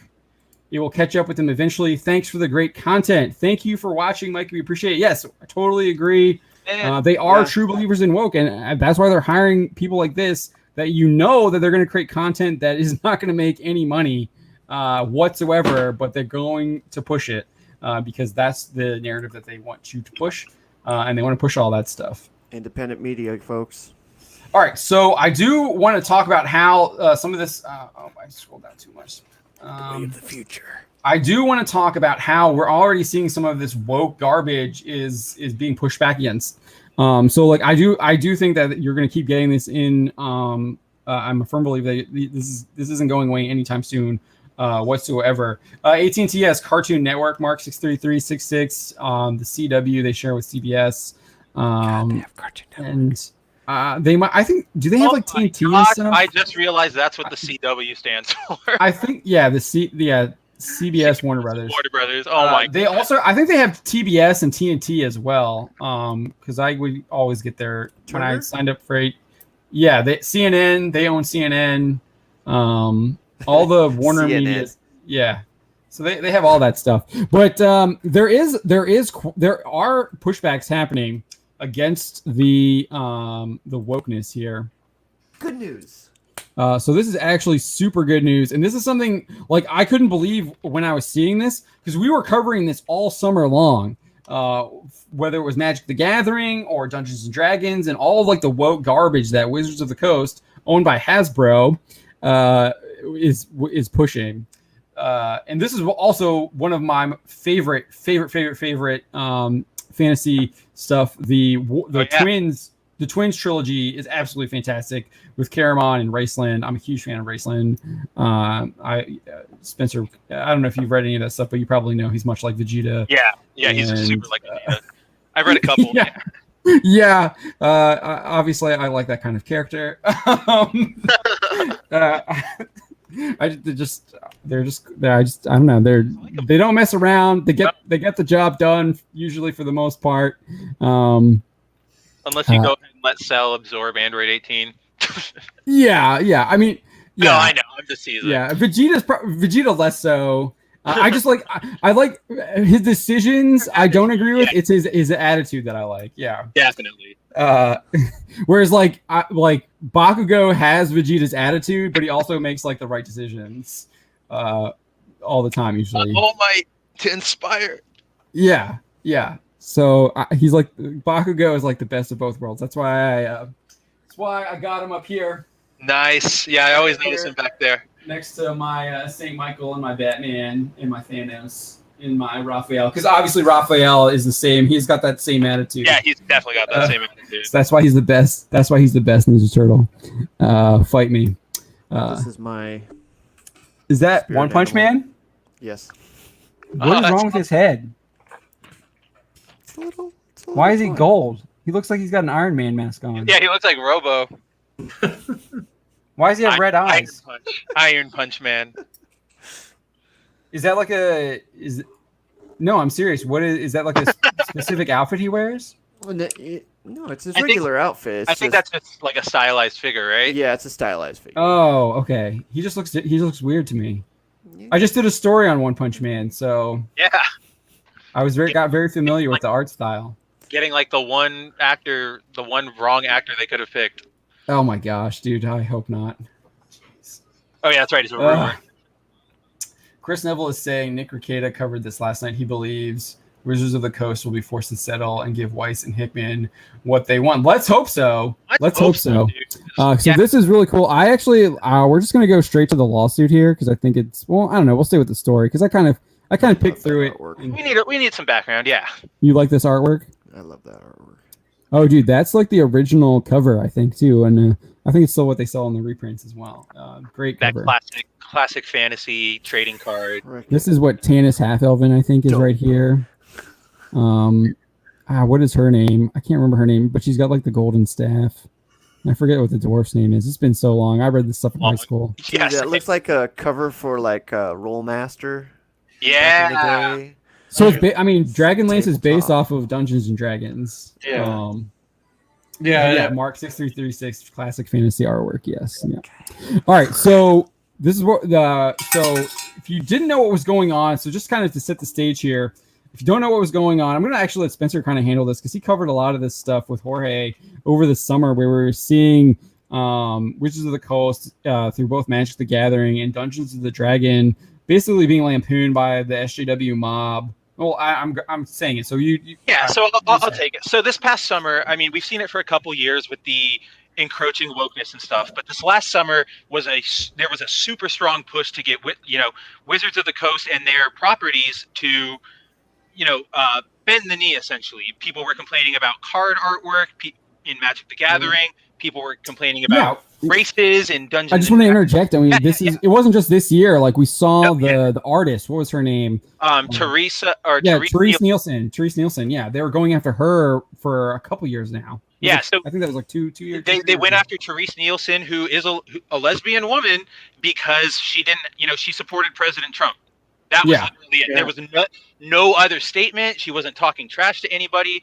Her and her wife just happened to support President Trump. So everybody went after her, and Wizards ended their relationship last year. And so that kind of opened the floodgates, and it snowballed to the point where earlier this year we saw tons of changes in Dungeons and Dragons to take away quote unquote racism, which is there was a huge push that that orcs were racist. Yeah, right. Didn't we have that story a while back, John? Oh, we have multiple stories, dude. Multiple. That one that we were talking about, where the guy was somehow equating that it was they think orcs are black people, and that depiction is racist. It's the most racist thing possible. I'm sure most of us have seen that meme where it's like, oh my gosh, we got them to change orcs in Dungeons and Dragons. I bet you're so happy about that you're not misrepresented now. And it's like the soy Wojak face, and then there's like a black guy on the other side who just says, you think I look like an orc? Like, that's essentially what the entire thing has been. And so it culminated with all of these think pieces and calls for Wizards of the Coast to do better about their races and stuff. So they were also accused of racism by their freelancers. Employees. Yeah. He wasn't an employee. He was a freelancer. Oh, that's right. Yeah. Orion Black, and he's like I'm probably using the wrong pronouns. But you get my drift. That person, called out Wizards of the Coast. And then earlier, I believe this summer, in June, Wizards of the Coast decided, we're going to kick this into high gear, and they started making these changes. So it was first seen with those, some racial changes throughout D&D, taking away certain wording and all that kind of stuff. But you saw they put up trigger warnings for their old products. They forced the retailers that they were selling their products on to put up trigger warnings. And I've seen them. I've been to bad. In case nobody on the stream knows or our viewers don't know, I play the Dragon Ball Super card game, so I go to these shops all the time, and I've legitimately seen hanging like a piece of printer paper with a written warning, this game contains blank blank blank, and they just tape it on the they actually have physical signs that they've put up. One store I went to back home in San Diego had one on, and I was just like, this is insane. What is happening here? But so they had that. Then in June they removed a bunch of Magic the Gathering cards from the game because they were quote unquote offensive, and it was mostly based on the card names like Invoke Prejudice, Stone Throwing Devils, Jihad, Imprison, Crusade. Crusade was one of them, and people, that was the floodgates. And so recently, I believe 2 or 3 weeks ago, Wizards of the Coast, or let me step back. Earlier this year, the current game designer for Dungeons and Dragons signaled yes, we've heard all your complaints and we're going to make changes. We want this to be more inclusive, more diverse. We want everybody to feel welcome at the table. And what that resulted in was a couple weeks back, they removed negative racial traits. Right now, they only removed them from orcs and kobolds, but I'm sure everything else is coming. They even removed any language that could disparage orcs. I believe there was a line that was most orcs are evil, but some have grown consciences and they've joined the forces of good, and now that's just gone. And which is surprising this is another thing. They also added a person named Autumn Burchett, if anybody knows who that is. Yeah. She's known for Who defaced Therese Nielsen's cards. Therese, she played in a tournament and she was using Therese Nielsen's cards in her deck, and because she didn't want to use them, she defaced them with like no turfs allowed, and she got in trouble with Wizards, and it was this whole big thing. But they added her as a character to Ikoria, that's how deep these sort of. It's just like AT&T giving the guy who attacked Gone with the Wind a DC Comics book. Exactly, and I mean, we've gotten to the point with them that they're so sensitive. He'll be next. Oh yeah, he's coming up. In a week he'll be offensive. But you've also got like edits to. They recently did a Godzilla set for Magic of the Gathering, and there was a card called Death Corona, and they had to change it because people were freaking out. Like, oh my gosh, this is so offensive. And they recently had that same sort of outrage with they released a Walking Dead set, and there's a card of Negan, and everybody crapped their pants that Negan would be included because he's a bad guy. He's done some questionable things, and they were saying he was a rapist. They were saying he was a rapist, despite the fact that he's never like violently raped anybody, and that's a whole other thing I'm not going to get into right now. Yeah. You do a good job breaking that down in the article. Yeah, I've got the comic pages in there. You guys should all check it out.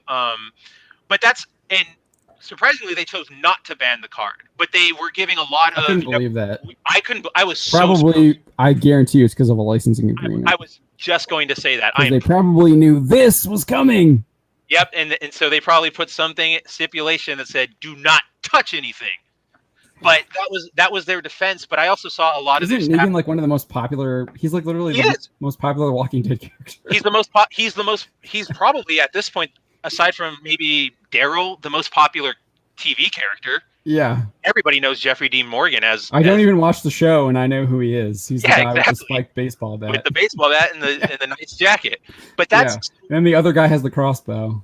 There you go. Yeah, that's kind of how he's got the crossbow, and he was in Death Stranding. But that's kind of where Wizards of the Coast is at. They're starting to not just pay attention to these woke scolds, but they're completely converged. Appease them. Yeah, they're giving in to all their demands.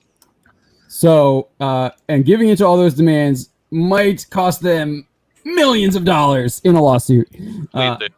So this was actually really interesting news because I don't think Margaret Weis and Tracy Hickman have written Dragonlance since the War of the Souls. Correct me if I'm wrong. They've written all of the main. Right.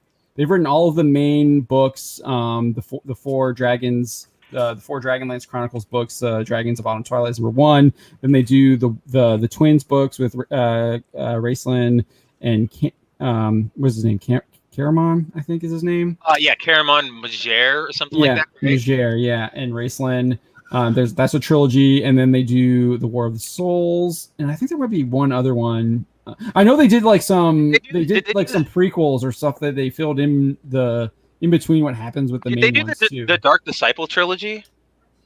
Were they part of that one? I know they did a one-shot Raceland Majere book. I know I read that one. That might have just been Margaret Weis solo. But they've also done stuff outside of Dragonlance, which is really good. Their stuff outside of... They've also done... There's a couple stuff that they've done outside of Dragonlance. Hold on. Sorry. I really like their... They do the story with... There's like this guy named Haplo and Alfred. It's sweet when we search Margaret Weis, Tracy Hickman, our article pops up. That's really cool. Hey.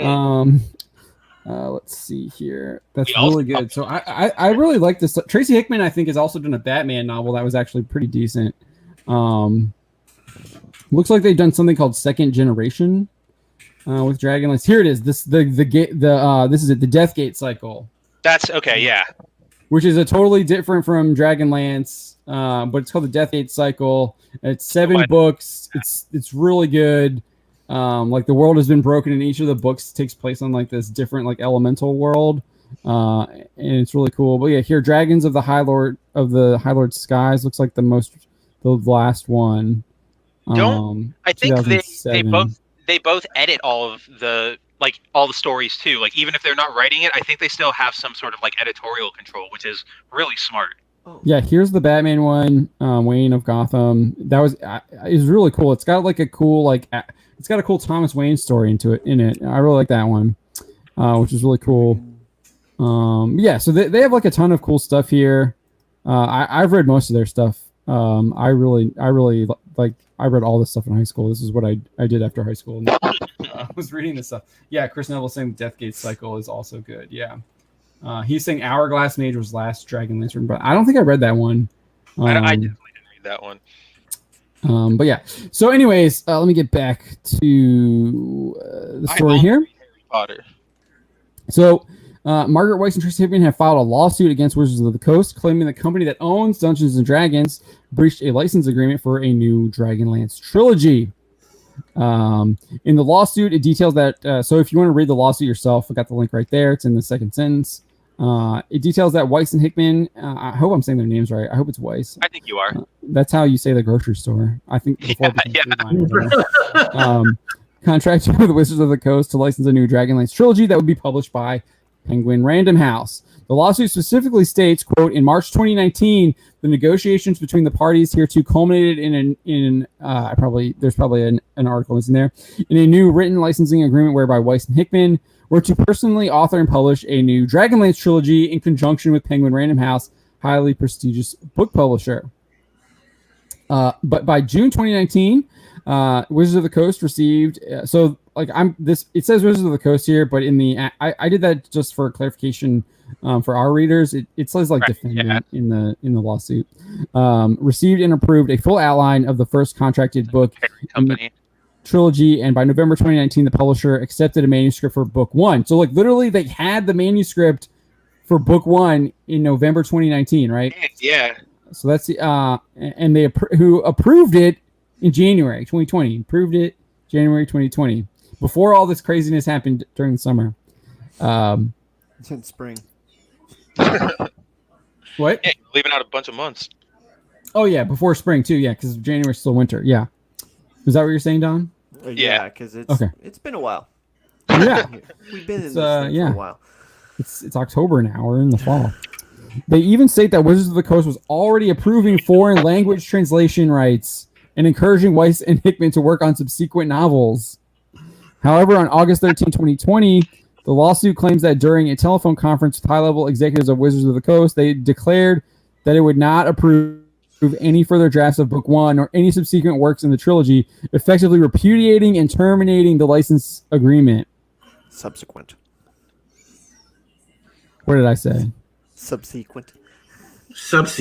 I like it. Subsequent, whatever. The suit alleges that no reason was provided I'll give him that for termination, and the termination was wholly arbitrary and without contractual basis.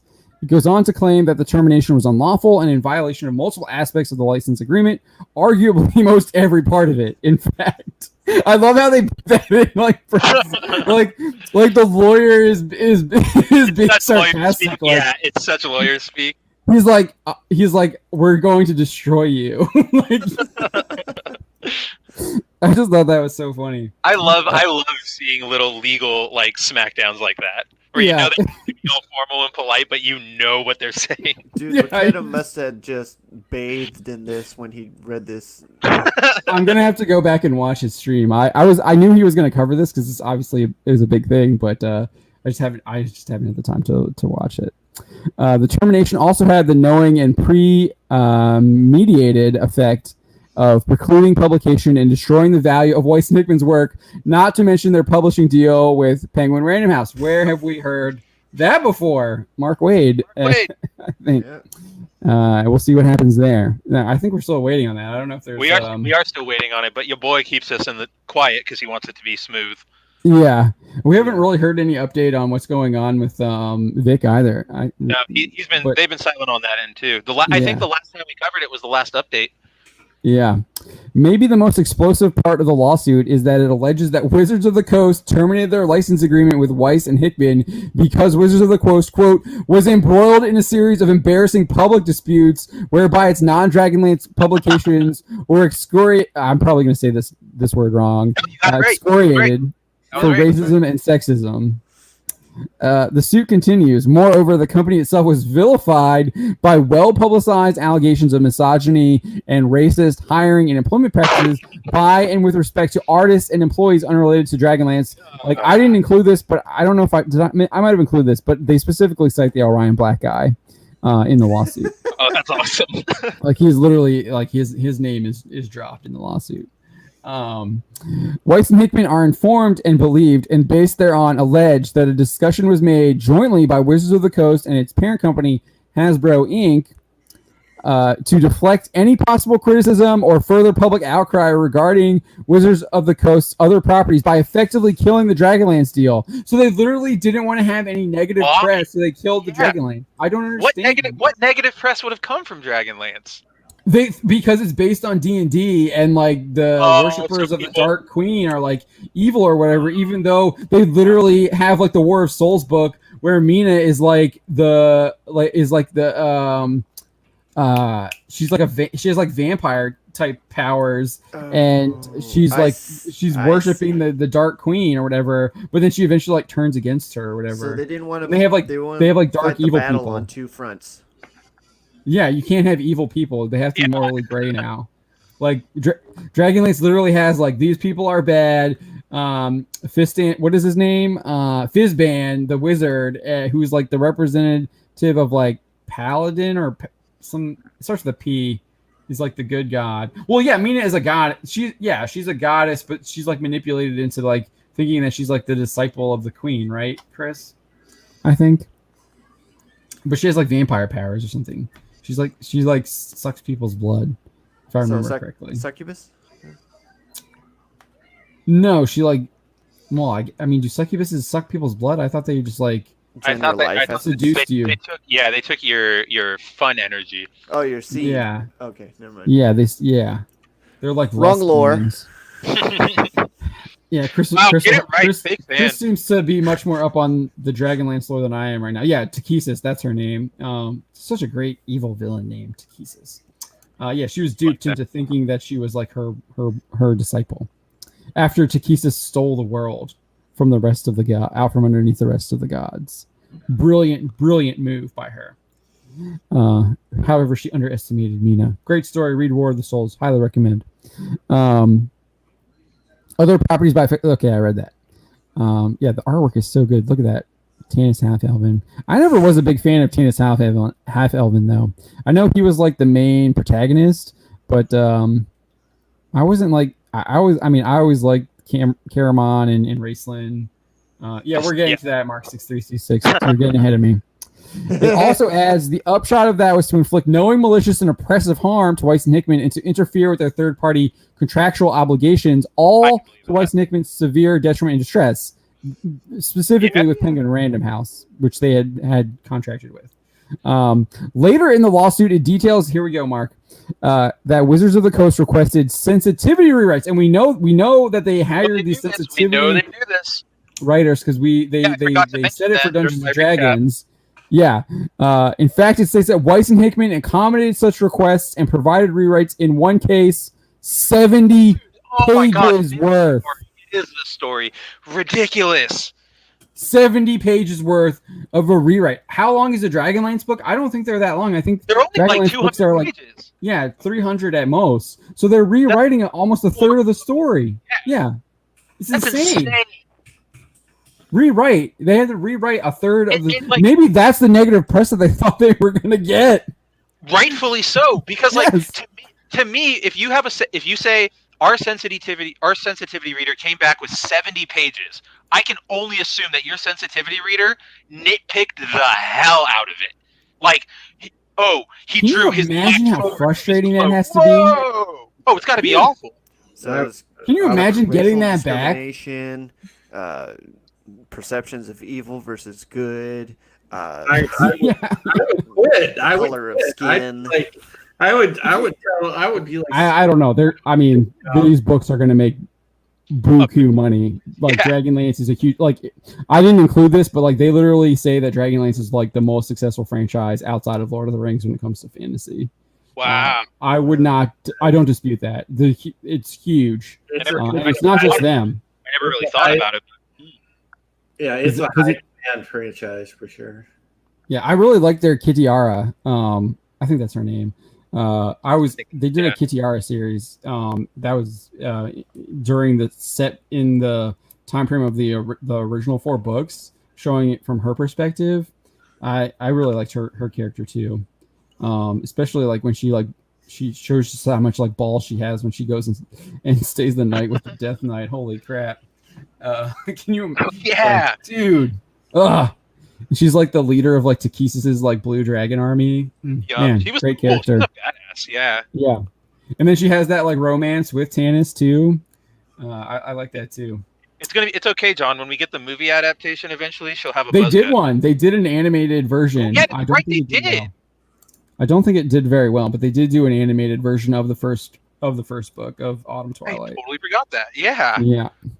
I'm surprised. I mean, like with Hasbro, I'm surprised they're not trying to pursue that. I mean, but maybe this is why. I bet it would have been like they were probably looking at this to be the next like big property from them. Like it could be. I mean, it could be. Oh, it absolutely could be. I like how it's just so simple. Like it's such a simple story too. But it's simple but complex. If that makes sense. Wow, I didn't realize how like big of a cast that animated movie had. Kiefer huge. Sutherland, Lucy Lawless, Michael freaking Rosenbaum. Yeah, they had some big names in that. Yeah, imagine telling George R.R. Martin to rewrite because it's not woke enough. Oh, Chris Neville, you're killing me here. Yeah, for real. So at no point in time was there any indication of any problem with the writing or rewriting process, except for like 70-page rewrite. In fact, given that the process was moving forward, Weis and Hickman also informed Wizards of the Coast that they had completed book 2 of the trilogy, provisionally titled Dragons of Fate. They literally had already finished the second book. Dude, screwing them.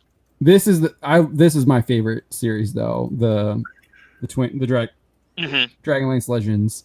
Because you get the whole like canon, right? That's what I said. That means they're non-canon, right? Because they're legends.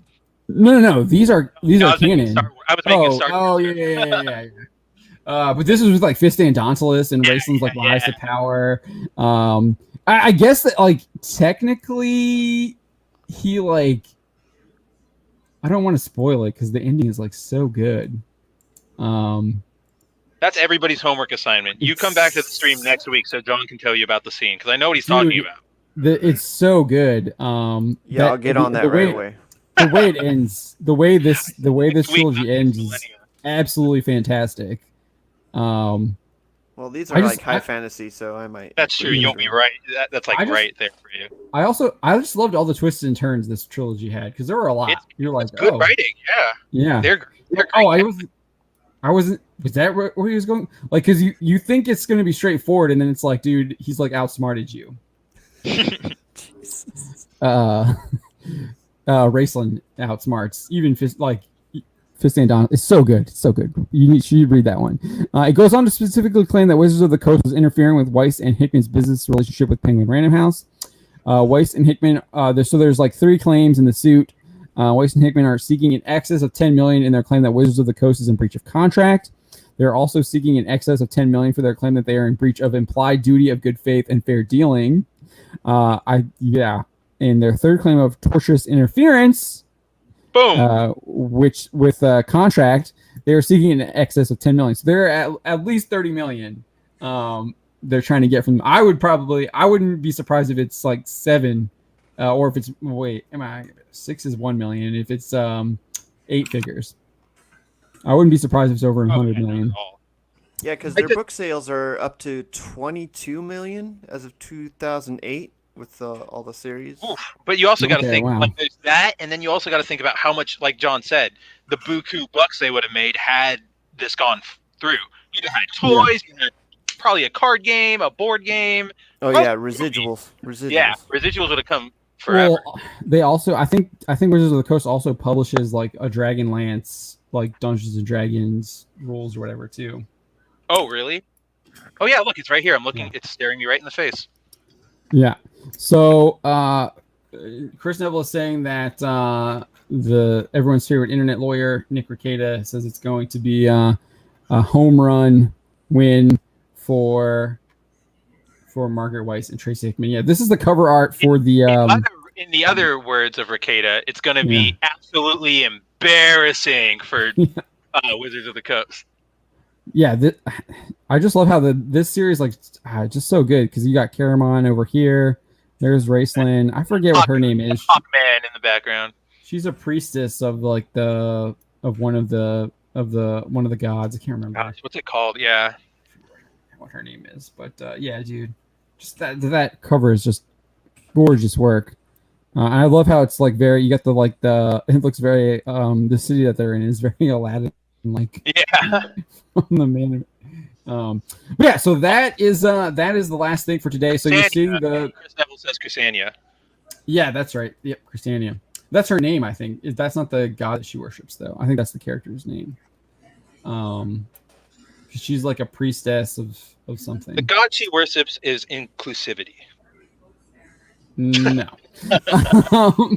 But yeah, so this is what I mean, these people are literally getting sued now for their wokeness. So I just think that's just so you're seeing some of this woke stuff. Paladin, yeah, okay, yeah. Oh, she's a priestess of Paladin. Okay, so Fizzban, right? Because isn't Fizzban? Yeah, it's Fizzban. Yeah. So yeah, so I wouldn't be surprised if we might see something happening with AT&T too.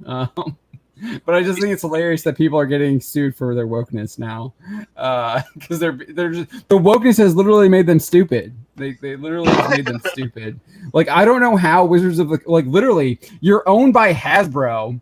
You're owned by one of the biggest corporations on the planet. For real. And you don't have lawyers that would tell you, like, what are you doing? Don't cancel this contract. We're going to, get destroyed. And, they go ahead and do it anyways. Like, come on now. Or what if, to put my conspiracy theory hat on, what if it's like what you were saying, where they knew what was going to happen, but they didn't care because they don't care about the money. They care about the message. Yeah, maybe. But I don't know, when you're going to cancel something like that, I don't know. I feel like you call your lawyer before you do something like that. That's true. I am not praising their legal team at all.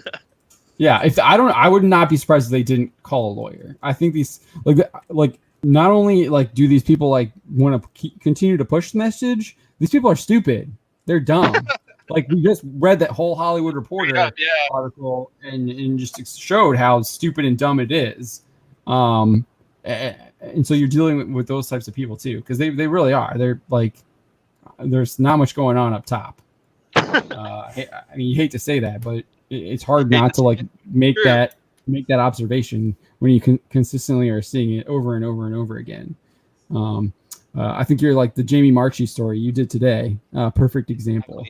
Someone was saying she's actually trying to change the script, just like our good friend Chuck Wendig was doing about why he got canned from Lucasfilm. She's trying to.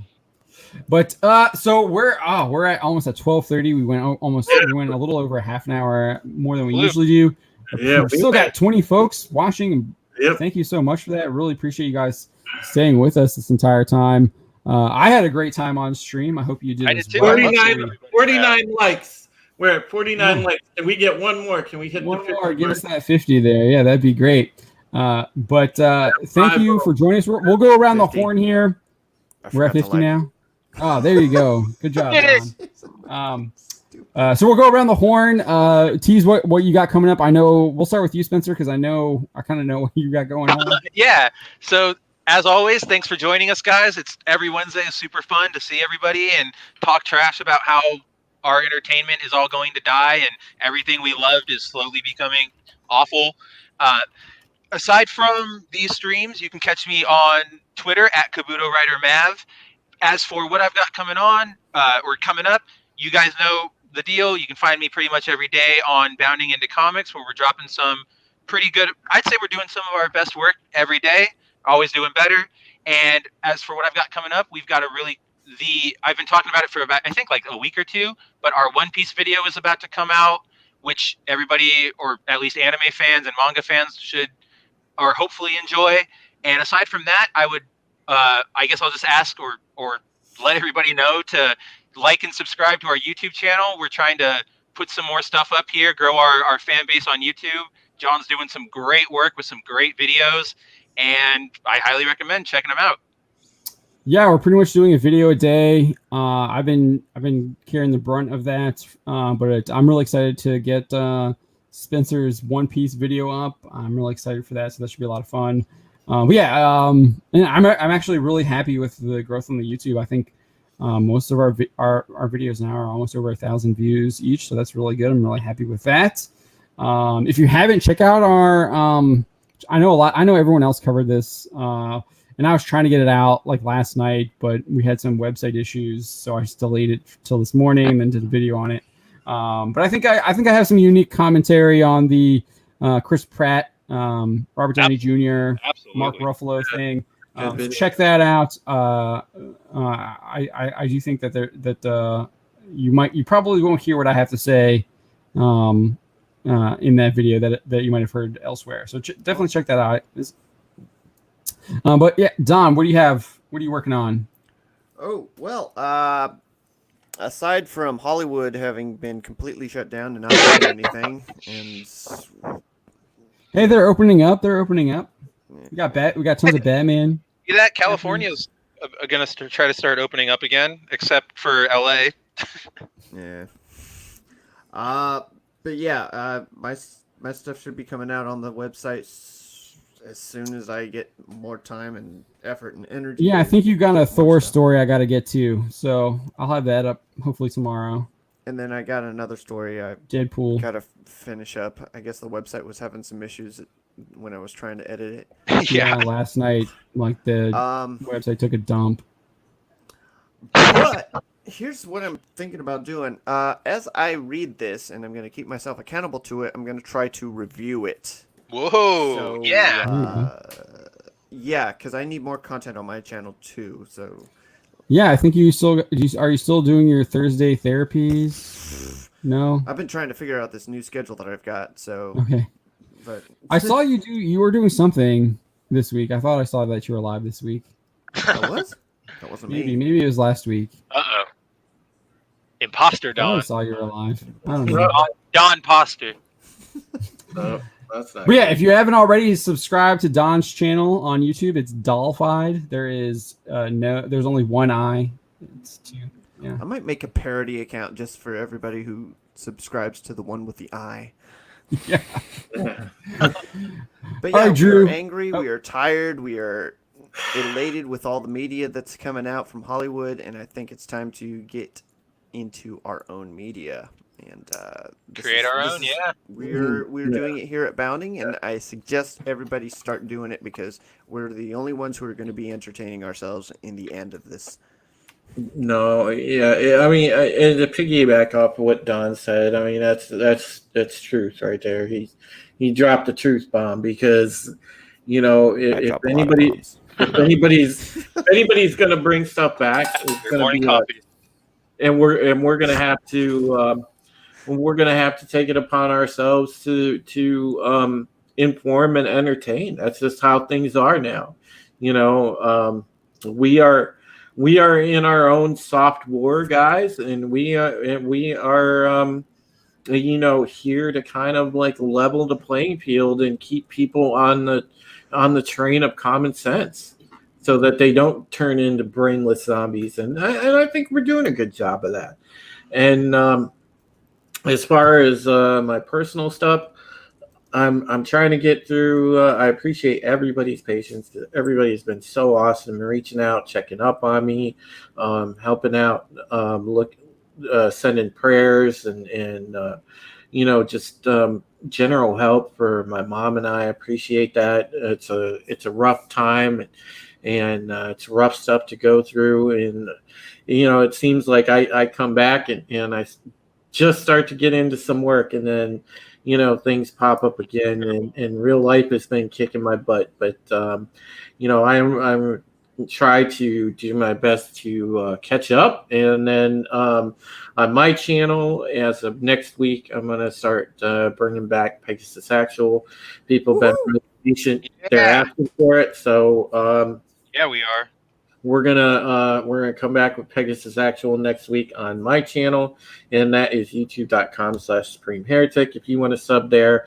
And then finally, this Sunday, we need to do a Twitch session. We'll get on there, and we got to bring up our numbers on Bounding into Comics. It's our guest. Don't blow it, Don. Oh God, yeah. Maybe we need to reach out to Omar and them.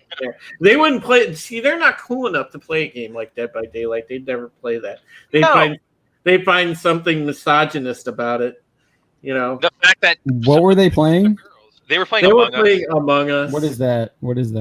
It's like an imposter type game where like one player is a monster and the others have to like try and like find out who the monster is while the monster tries to take out all the people on the spaceship. Go figure. AOC should have excelled at that because she is an imposter. But I digress. But yeah, guys, make sure that you read Mounting into Comics every day. The guys have had great stories going up, even if lately my contributions have been kind of like hit and miss. But I'm doing my best, and I'll get back to a regular schedule soon, and you'll see some more articles up there by me because there's a lot of stuff happening in gaming and obviously in Star Trek and some of the other stuff that's going on. Yeah. Hollywood news is picking up. For sure. And things are going to be ramping up fast and furious because all the stuff that's coming out in 2021, that's right around the corner now. And don't forget, next month we're going to probably have a lot of stories coming up about Cyberpunk because Cyberpunk release month for Cyberpunk. So gaming will be coming up too. Will be ramping up like crazy. So pay attention to our site. We're going to have a lot of good stuff up there.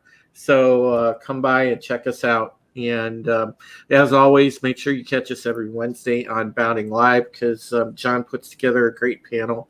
And it's awesome being around these guys because, these are my bros. These are my colleagues, and I love them to death. Asian X's stick together. Bros before hoes. Yeah, we'll see. We were supposed to have Stephen Wilson on tonight. I don't know what happened with him, but we'll maybe try and reschedule, and maybe he'll come back and join us next Wednesday. Might reach out to some of might see if Az from Heel vs. Babyface might join us next week. We'll see. Because I had a good conversation with him after Friday Night Tights stream.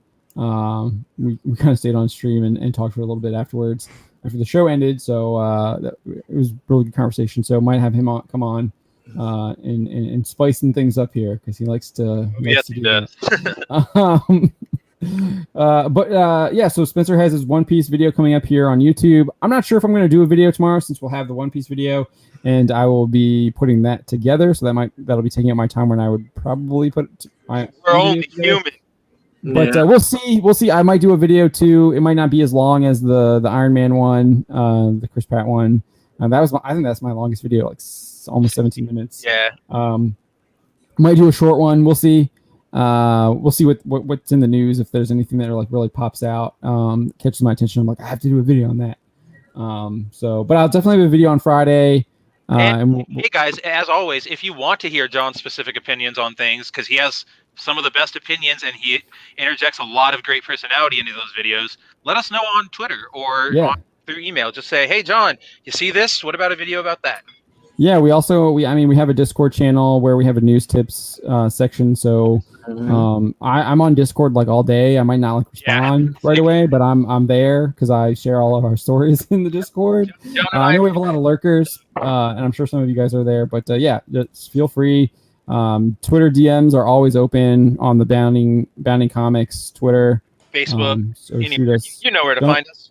Twitter. Don't do Facebook. Oh yeah. I don't pay attention to people messaging the Facebook page. So don't message the Facebook page. Don't listen to me. Twitter and Discord are probably your best bets for getting in touch with me.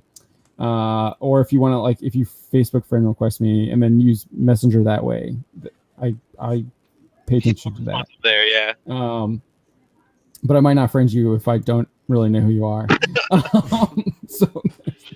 But yeah, so we got some cool stuff coming up. Look out for what's coming up tomorrow. On the website, we have a couple more rumors about what DC's doing with their black multiverse or black superhero universe that's seemingly going to be starting with Static, led by Michael B. Jordan. I'm surprised no one picked up on that. It was like, oh, he's producing Static, but like no one was like, he's creating a black universe. Like, where was that? No one was talking about it. I couldn't believe that. That was super surprising to me. He was like in his quote though. So Yeah, it was like the second big part of that block quote. yeah, usually they jump on that. So I was surprised about that. So yeah, we got some more rumors about what that could look like. Spencer's going to have a spicy piece on spicy. Jorge, you love that word. On AOC and her gaming. I think you got maybe a Dragon Ball story. Does AOC get the bell? No. Oh. No, she does not. No. Don wants to ring it so bad. I just If you duct tape her mouth. I don't know, dude. I don't find her attractive. Problem glasses, man. Problem glasses. I noticed. Did you see when we were reading that Hollywood Reporter article? We did get an ad for the problem glasses. Yeah. I was going to point it out, but the conversation just kept going. All right, we're rambling here. Thank you all for joining us. Have a great night. We will see you next Wednesday. Take it easy, y'all. Bye, guys.